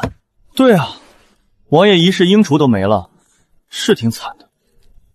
本王是说北邻国太子会挺惨，可能会被毒得很惨。啊！王爷什么意思？我错过了什么？一会儿必须找清风问清楚。北邻国太子还想看看赤红剑是否真被拔走。据说取剑之人武功极高，杀人不见血，王爷可知是谁？不知。幸亏那天带嫣儿走得快，否则麻烦不断。王爷，这次别国公主来联姻，皇上会不会赐婚给你一个公主？不会。皇上恨不得杀了本王，怎么会给本王增加助力？公主八成会嫁给皇子。怎么感受不到那2个高手的气息了？难道书房空了，暗卫也跑了？正好方便我。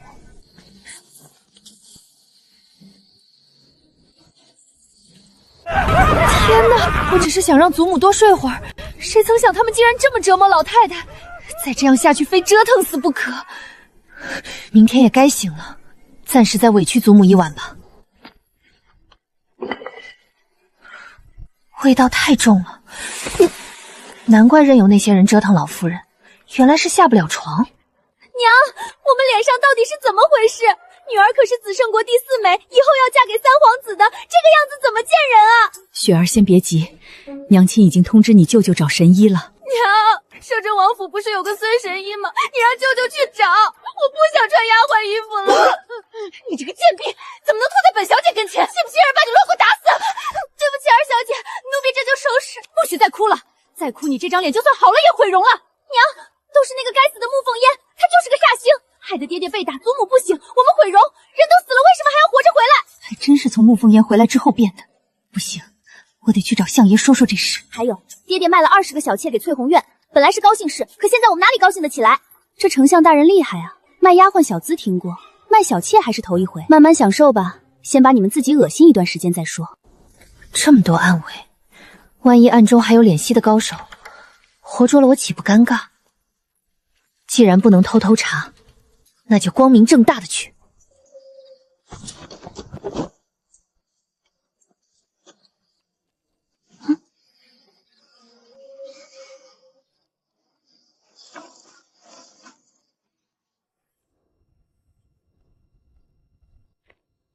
站住！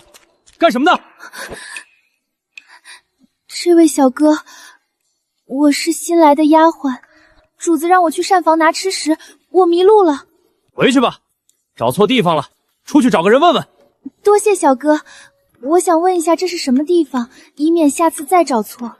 这是库房重地，不是你一个小丫鬟该来的。还有，你现在是丫鬟，要自称奴婢。谢谢小哥，我知道了。果然是库房，怎么守了这么多暗卫？必须点把火把他们引开。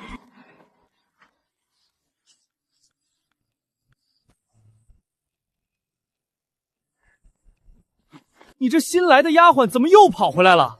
不是告诉你这里是库房要地吗？还有小哥，那边着火了，我本来想告诉主子的。哪里着火了？我不知道，但其他丫鬟说那是书房。书房着火了？那还了得！我得赶快去帮忙。那小哥快去吧，我累得跑不动了，先歇一歇。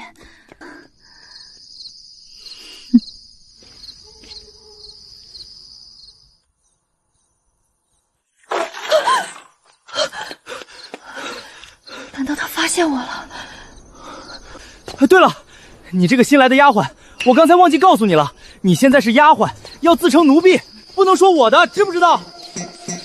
神经病，吓我一跳。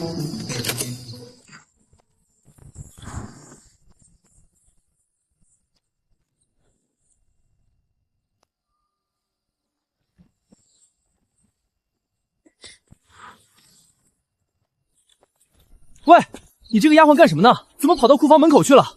小哥，我就是看看这锁，天太黑，我怕再有小贼进去，就近看看是否牢固。你看，还用你说？这当然是最牢固的锁，国公爷专门找锁匠打造的。不会跟丞相府是同一个锁匠吧？感觉一模一样。小哥你忙，我得去找主子了。前面的小丫鬟，你站住！新来的吧，连规矩都不懂。把这点心赶快送到小公爷那边去，他饿了着急吃呢。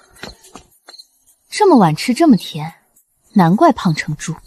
看在收空你家库房的份上，本小姐帮你减减肥。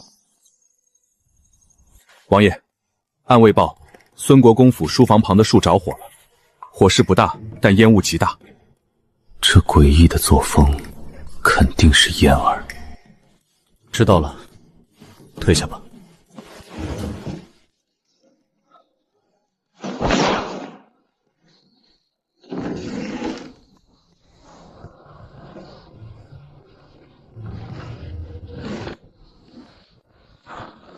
本少爷的吃食呢？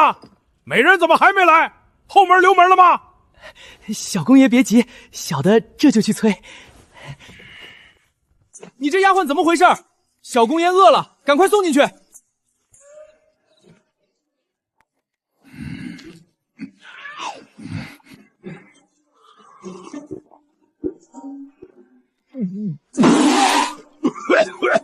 哪里来的这么丑的丫鬟？快滚出去！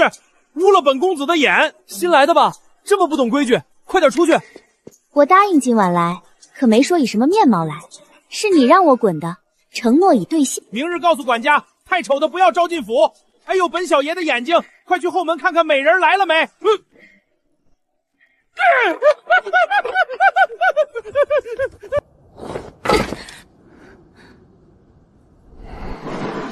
什么人？我去，这里还有暗卫！武功在我之上，先跑为上。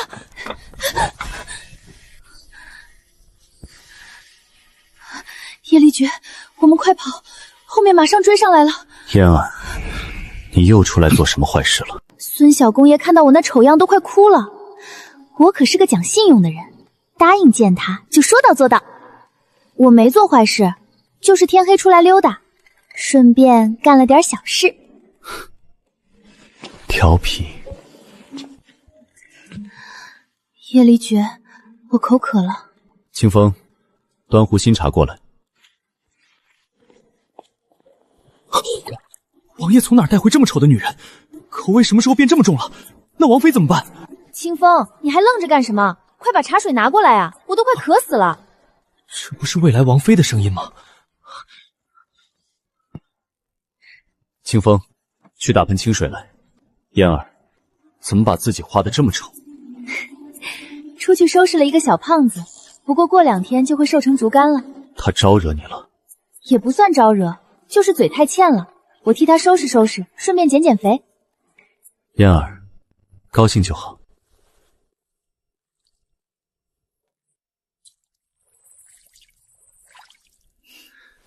这样顺眼多了，刚才那样子简直丑出天际。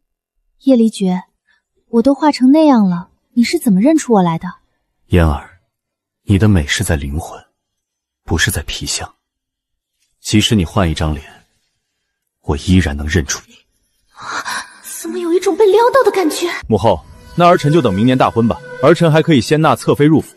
侧妃暂且不急，你可听说这次年宴他国公主会来？母后的意思是让你娶了西游公主，免得让四皇子抢了先。可是母后，儿臣已有正妃，他国公主不可能为侧妃。这是母后为你谋划。至于柳灵薇，母后有的是办法取消婚日。母后，取消婚日太可惜了，柳地家门生众多，朝堂势力盘结错节。皇儿说的对，柳家势力不能丢。容母后细细思量，找个两全其美的法子，最好是既娶了公主，又娶了柳灵薇，有他们协助，四皇子就落于下风了。儿臣回去后也与子晴好好商量一番。樊姐，今日母妃传信，年宴后我直接去父皇那里求娶西幽国公主，父皇已经答应了。恭喜四皇子，西幽国公主最受宠，陪送大量嫁妆和一座城池，若联姻，对四皇子是一大助力。可是我怕三哥不会如我的意，皇后娘娘也不会看着我的势力超过三皇子。四皇子所言甚是，毕竟未曾颁布赐婚圣旨，一切皆有变数。皇后娘娘若知道此事，肯定从中阻拦一二。樊姐，你说的有道理，这事万不能让皇后娘娘和三皇子知晓，以免从中作梗。四皇子所言极是，不知四皇子对丞相大人那死而复生的嫡女有何看法？此事满城皆知，诡异得很。樊姐有何见解？在下总觉着此事不同寻常，尤其是最近丞相府的遭遇。在下认为，对于摄政王和穆大小姐，已有不疑敌。父皇生性多疑，至今未立太子。若让他知道我与九皇叔亲近，等于彻底放弃了皇位。此事应从长计议，即使为有也要在暗处，还需谨慎行事。孙国公府这么富有，家底不是一般的厚啊！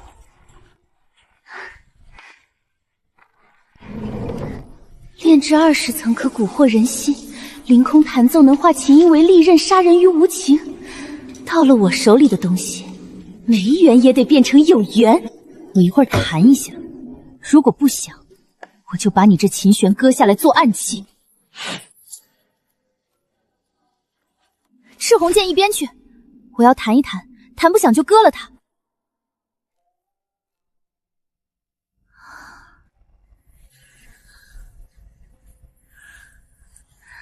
皇宫御赐之物都有标记，我得想办法抹掉。花瓶摆房间，小碗吃饭，今晚这套太值了。找，给本国公找，就算掘地3尺，也要把小贼找出来。属下遵命。钱财不重要，那件年宴要进送给皇上的至宝没了，皇上还要在宫宴上向他国展示，我拿什么交差？国公爷，小公爷一直拉肚子出宫，现在连裤子都提不上了。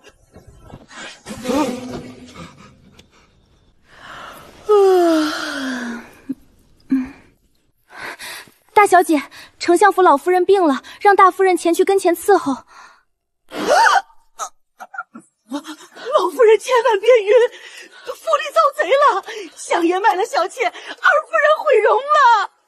把韩氏给老身从别院叫回来，老身病重，难道他不该在跟前伺候吗？母亲醒了，有孝道压着韩氏必须回来，只要他回来，相府的钱财困境就迎刃而解了。王叔，立刻去别院告知大夫人，让她回来侍疾。大夫人怎么像脱胎换骨了？更加端庄优雅，比以前那满脸忧郁的样子强了100倍。相爷以后肯定会后悔的。相府遭了窃，如今已是一贫如洗，二夫人更是毁了容。相爷他竟把院里的小妾全卖了抵债。我还没出手，他们就开始自毁了。穆丞相竟然卖小妾，我以前到底有多掩护，才没发现他是这种人。王叔，你先回去吧，我稍微收拾一下，就会去一趟丞相府的。我就知道戴夫人心地善良，这不就收拾东西回府了吗？一个卖小妾的丞相能有什么好名声？今天卖小妾，明天就可能拿嫣儿换好处。老夫人叫我回去，不过是看中我的钱财，我绝不便宜他们。我要自己开韩府，做女儿的后盾。娘亲，发什么呆呢？嫣儿，娘亲这么做，你会不会怪娘亲？娘亲说的是你写好的和离书。对，娘亲一旦和离，怕你名声又损，但更怕你待在丞相府被利用。娘亲，我不担心名声，我非常赞同你摆脱丞相府。我已经指婚给摄政王，如果他因此嫌弃我，我宁愿不嫁，带着娘亲远走高飞。远走高飞哪有那么容易？摄政王那边，我必须去探探底。嫣儿，外面太冷，你回房歇着吧，我去一趟丞相府。娘亲，我要和你一起去。先去一趟摄政王府。娘亲，我们去摄政王府做什么？嫣儿，一会儿到了摄政王府，你不要害怕，一切都有娘亲。等一会儿娘亲说什么，你只管在旁边听着就好。如果摄政王有什么不高兴的地方，让他冲着我来，娘亲会护好嫣儿的。去敲下摄政王府的大门。不用，我亲自去敲。娘亲，这么冷的天，让车夫去就行。嫣儿，万万不可无礼。我们没下拜帖，为表诚意，必须亲自敲门。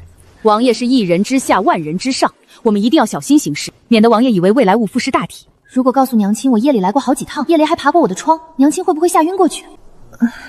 好吧，娘亲。清风越来越没规矩了，该派去赤林军好好练练。进，王爷，穆大小姐与她母亲一同前来，正准备亲自敲门呢。你说嫣儿和她母亲一起来了？是的，王爷。那你为何不亲自去开门？令让孙神医不要出他那个院子。本王的话，你没听明白？听明白了，属下这就去办。王爷怎么跳过好几问，直接让我开门？怪不得庆云嫌弃我，我真的越来越笨了。从始至终都是我一个人做的事，如果摄政王怪罪，我一力承担。夫人，穆大小姐里面请。不是说摄政王一个不高兴就把敲门的人扔老远吗？万一他杀了我们母女怎么办？嫣儿，一会如果有什么事都推给娘亲，如果王爷不高兴，就让他杀我一个人就好。未来王妃的娘亲把王爷想成杀人魔头了，那王妃岂不是得毒死王爷？臣妇见过王爷，嫣儿还不快跪下见过王爷！这厮可真能装。嫣儿还不快跪下！夫人，快请起。嫣儿以后是本王的王妃，夫人见了本王不必行如此大礼。多谢王爷，娘亲还不快点起来谢谢王爷。谁说王爷杀人不眨眼？王爷好得很。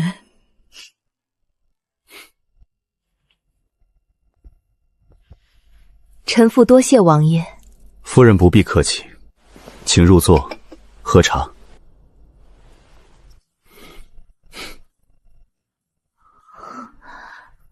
嫣儿看中什么，随便带走。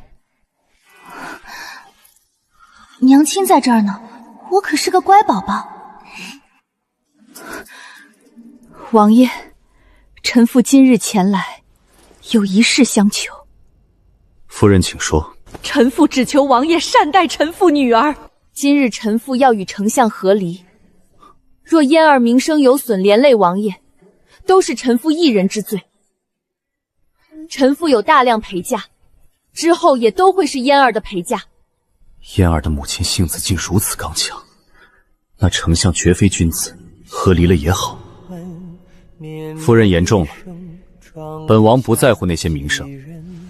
臣妇最后再求王爷一件事，臣妇的女儿是臣妇的命，若王爷纳了侧妃小妾，厌倦了她，恳请王爷给臣妇女儿一纸休书，让臣妇把女儿接回去。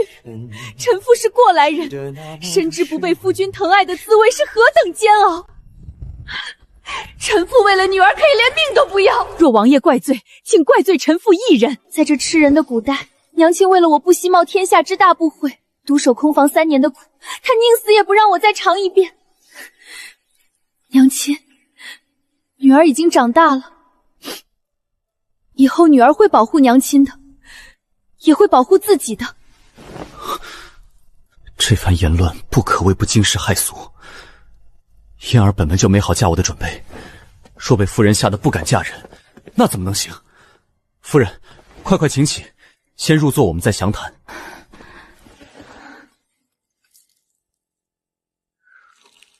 夫人，你多虑了，我此生只娶嫣儿一人即可。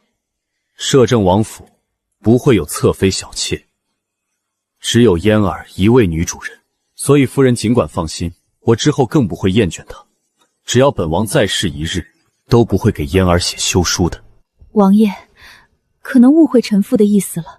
臣妇并非让嫣儿独占王爷，皇上和大臣也会让王爷纳侧妃的。臣妇的意思，真怕他越说越离谱，再把嫣儿说的不嫁了，岂不是一大损失？夫人，我明白你的意思，我的婚事我自己做主，他们无权干涉。当初穆姜也是千依百顺，还不是姨娘小妾抬进门，之后怎样，就看王爷能不能做到了。我真的要嫁人吗？叶离眠身为王爷，怎么可能没有侧妃？如果我嫁了，娘亲岂不又孤孤单单一人？我不想嫁人了，我要守在娘亲身边。真是怕什么来什么，好不容易打开的一丝裂缝，又被层层壁垒包围了。看来得多表现，让韩氏放心才行。臣妇打扰王爷了，臣妇先告辞了。好，夫人慢走。清风，去送夫人和穆大小姐。没良心的小丫头，翻脸比翻书还快。今晚必须夜探闺房，给她吃定心丸。都怪穆丞相给韩氏造成的伤害，恨不得把她千刀万剐。王爷，丞相夫人与穆大小姐已经离开了。丞相夫人，哼，以后不是了，直接喊韩夫人。你亲自去丞相府暗中盯着，只要嫣儿受一点委屈，立刻来报。是，王爷。虽然不懂王爷什么意思，但只要是未来王妃的事，领命就对了。娘亲，女儿以后不嫁人了，只守在娘亲跟前，陪在娘亲身边一辈子，好不好？嫣儿说什么傻话？哪有女子不嫁人的道理？娘亲刚才的话是让王爷以后能疼惜你。娘亲失去过你一次，不想让你受任何委屈。那我不嫁人了，岂不是不会受任何委屈？如果娘亲不在了呢？娘亲怎么舍得让你孤零零一人在这世上？你以后要有自己的孩儿，娘亲不能陪你到老的。我不管，反正我就想陪在娘亲身边一辈子。你这孩子净说些傻话。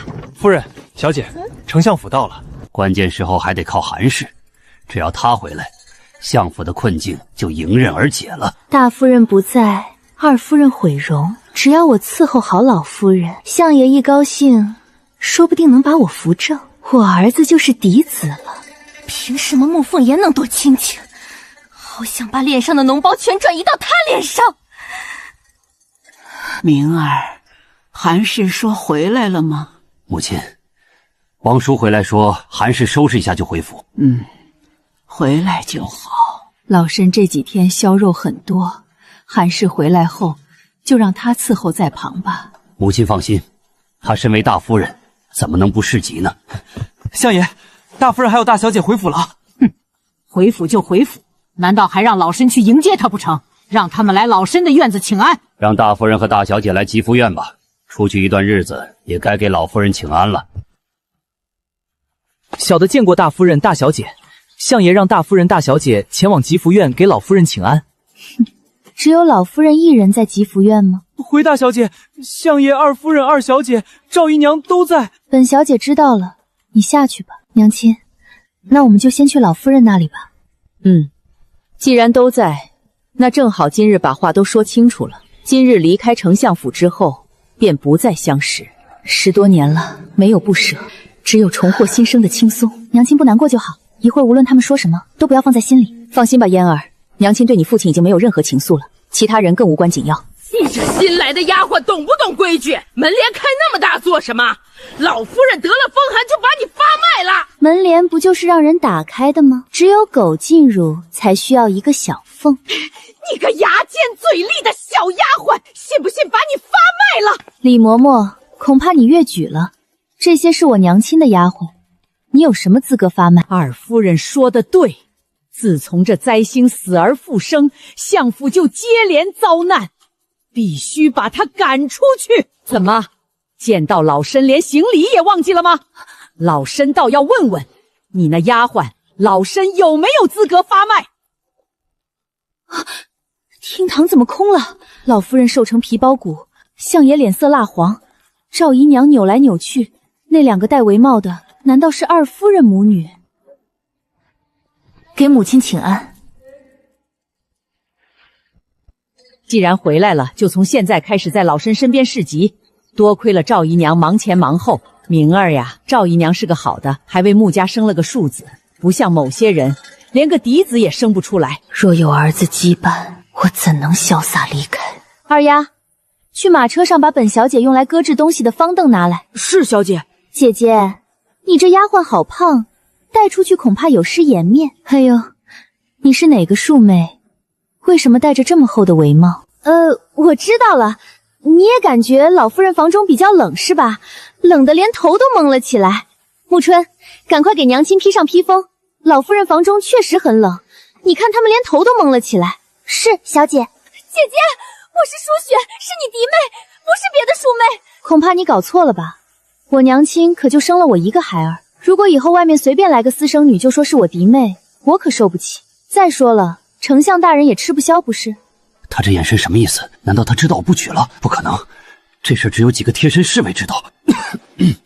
行了，你们姐妹消停一会儿，别再嬉闹了，免得伤了和气。这叫嬉闹？丞相大人耳朵有毛病吧？你败家子，竟然用这么好的布料做屁股垫儿。二丫，放这里，让我娘亲坐下。出门前，嫣儿特意叮嘱带上高凳，原来是怕相府连个坐的地方都没有。女儿真是用心良苦。韩氏，你还有没有把我放在眼里？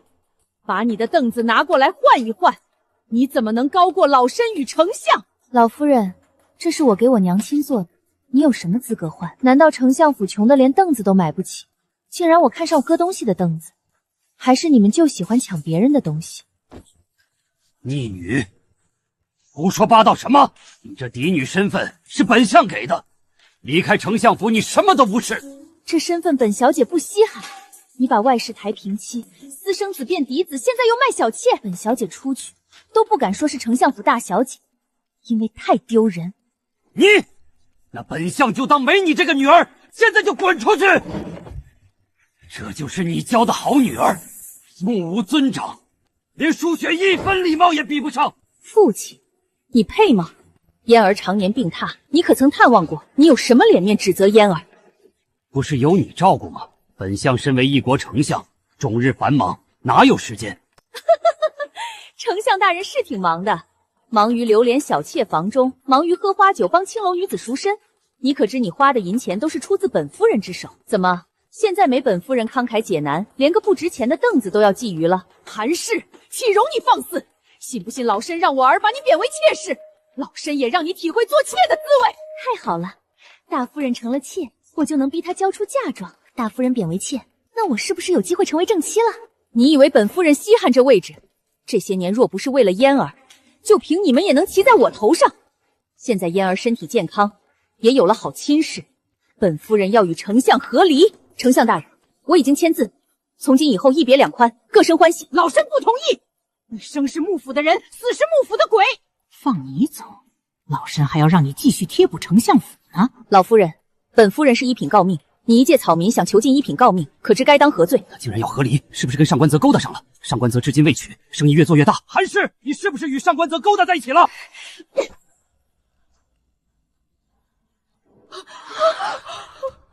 打得好，再多打一巴掌才好。不过上官泽是谁？至今未婚，我倒想见见这位痴情种。韩氏，你竟敢打义府之主！老身今天非教训你这女人！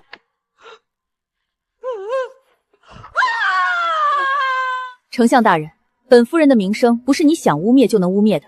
成婚后我从未见过上官泽，请慎言。本相绝不和离。你离开相府就是草民，嫣儿没了嫡女身份，摄政王连娶都不会娶她。谁说本王不会娶嫣儿？嫣儿是本王的未来王妃，岂是你一个丞相能做主的？夫人不必行此大礼，都起来吧。这厮怎么来了？我怎么没注意到？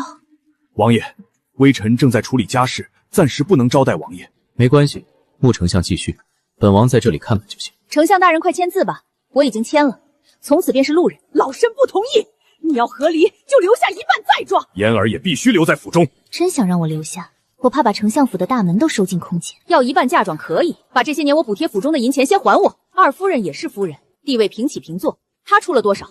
这些年我拿出的银钱，二夫人是否也该给我一半？本王觉得大夫人说的很有道理，丞相大人认为呢？这位可是敢在皇上面前斩杀大臣的活阎王，王爷说的对。既然丞相大人觉得本王说的对，那就把大夫人补贴的银钱，二夫人也出一半吧。相爷，妾身真的没有一切给大夫人啊！王爷护定他们了，先放韩氏走，等皇上收回他的诰命，他在外面混不下去，只要把嫣儿扣下，韩氏就跑不了。好，韩氏本相答应了，但是嫣儿必须留在府中。不可能，嫣儿跟着本夫人，我绝不留她独自在府中。既然这样，那本相不会签字的。穆丞相，嫣儿现在是本王的王妃，她的去留由她自己决定，你即使是父亲，也不能干涉。王爷，嫣儿还未出阁，微臣有权利处置女儿的去留，王爷还是不要插手为好。穆丞相，还用本王再说一遍吗？你说要处置本王的王妃，你好大的狗胆！信不信本王一剑斩杀了你？王爷误会了，微臣没有说要处置嫣儿，只是想让她留在府中。摄政王长得好看，但这气势太吓人了，还是三皇子温润如玉的好。这厮唬起人来一本正经的，看把穆丞相吓得快尿裤子了。哦，是吗？本王怎么听到你说要处置本王的王妃呢？没有，嫣儿的去留由她自己决定。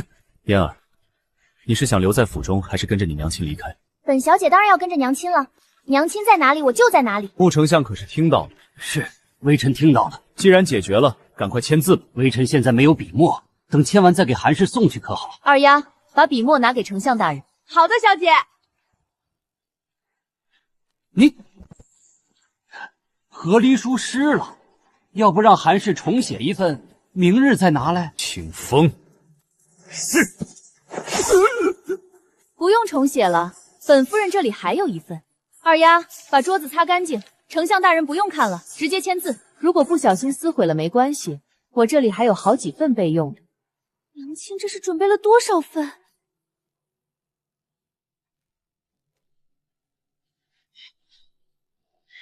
娘亲，你自由了。贱妇，若不是摄政王在这儿，本相非扒了你的皮！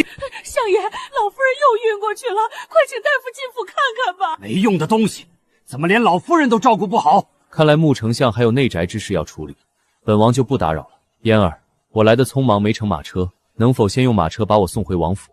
王爷，门口的马车怎么办？我得赶紧让马夫滚回去，坏了王爷单独相处的机会，我这脑袋就搬家了。好好，没问题。王爷与嫣儿共乘一辆，本夫人还要去买个府邸。嫣儿把王爷送回府吧。娘亲这是为我创造约会条件呢，可我想去看府邸啊。清风，拿着韩夫人的和离书去府衙登记一下。还有这个程序？只有在府衙备案了，才算真正的和离成功。直接记录府衙，不到半日肯定会全城皆知。难道这火焰王真对嫣儿上心了？不管怎样，女儿还有利用价值。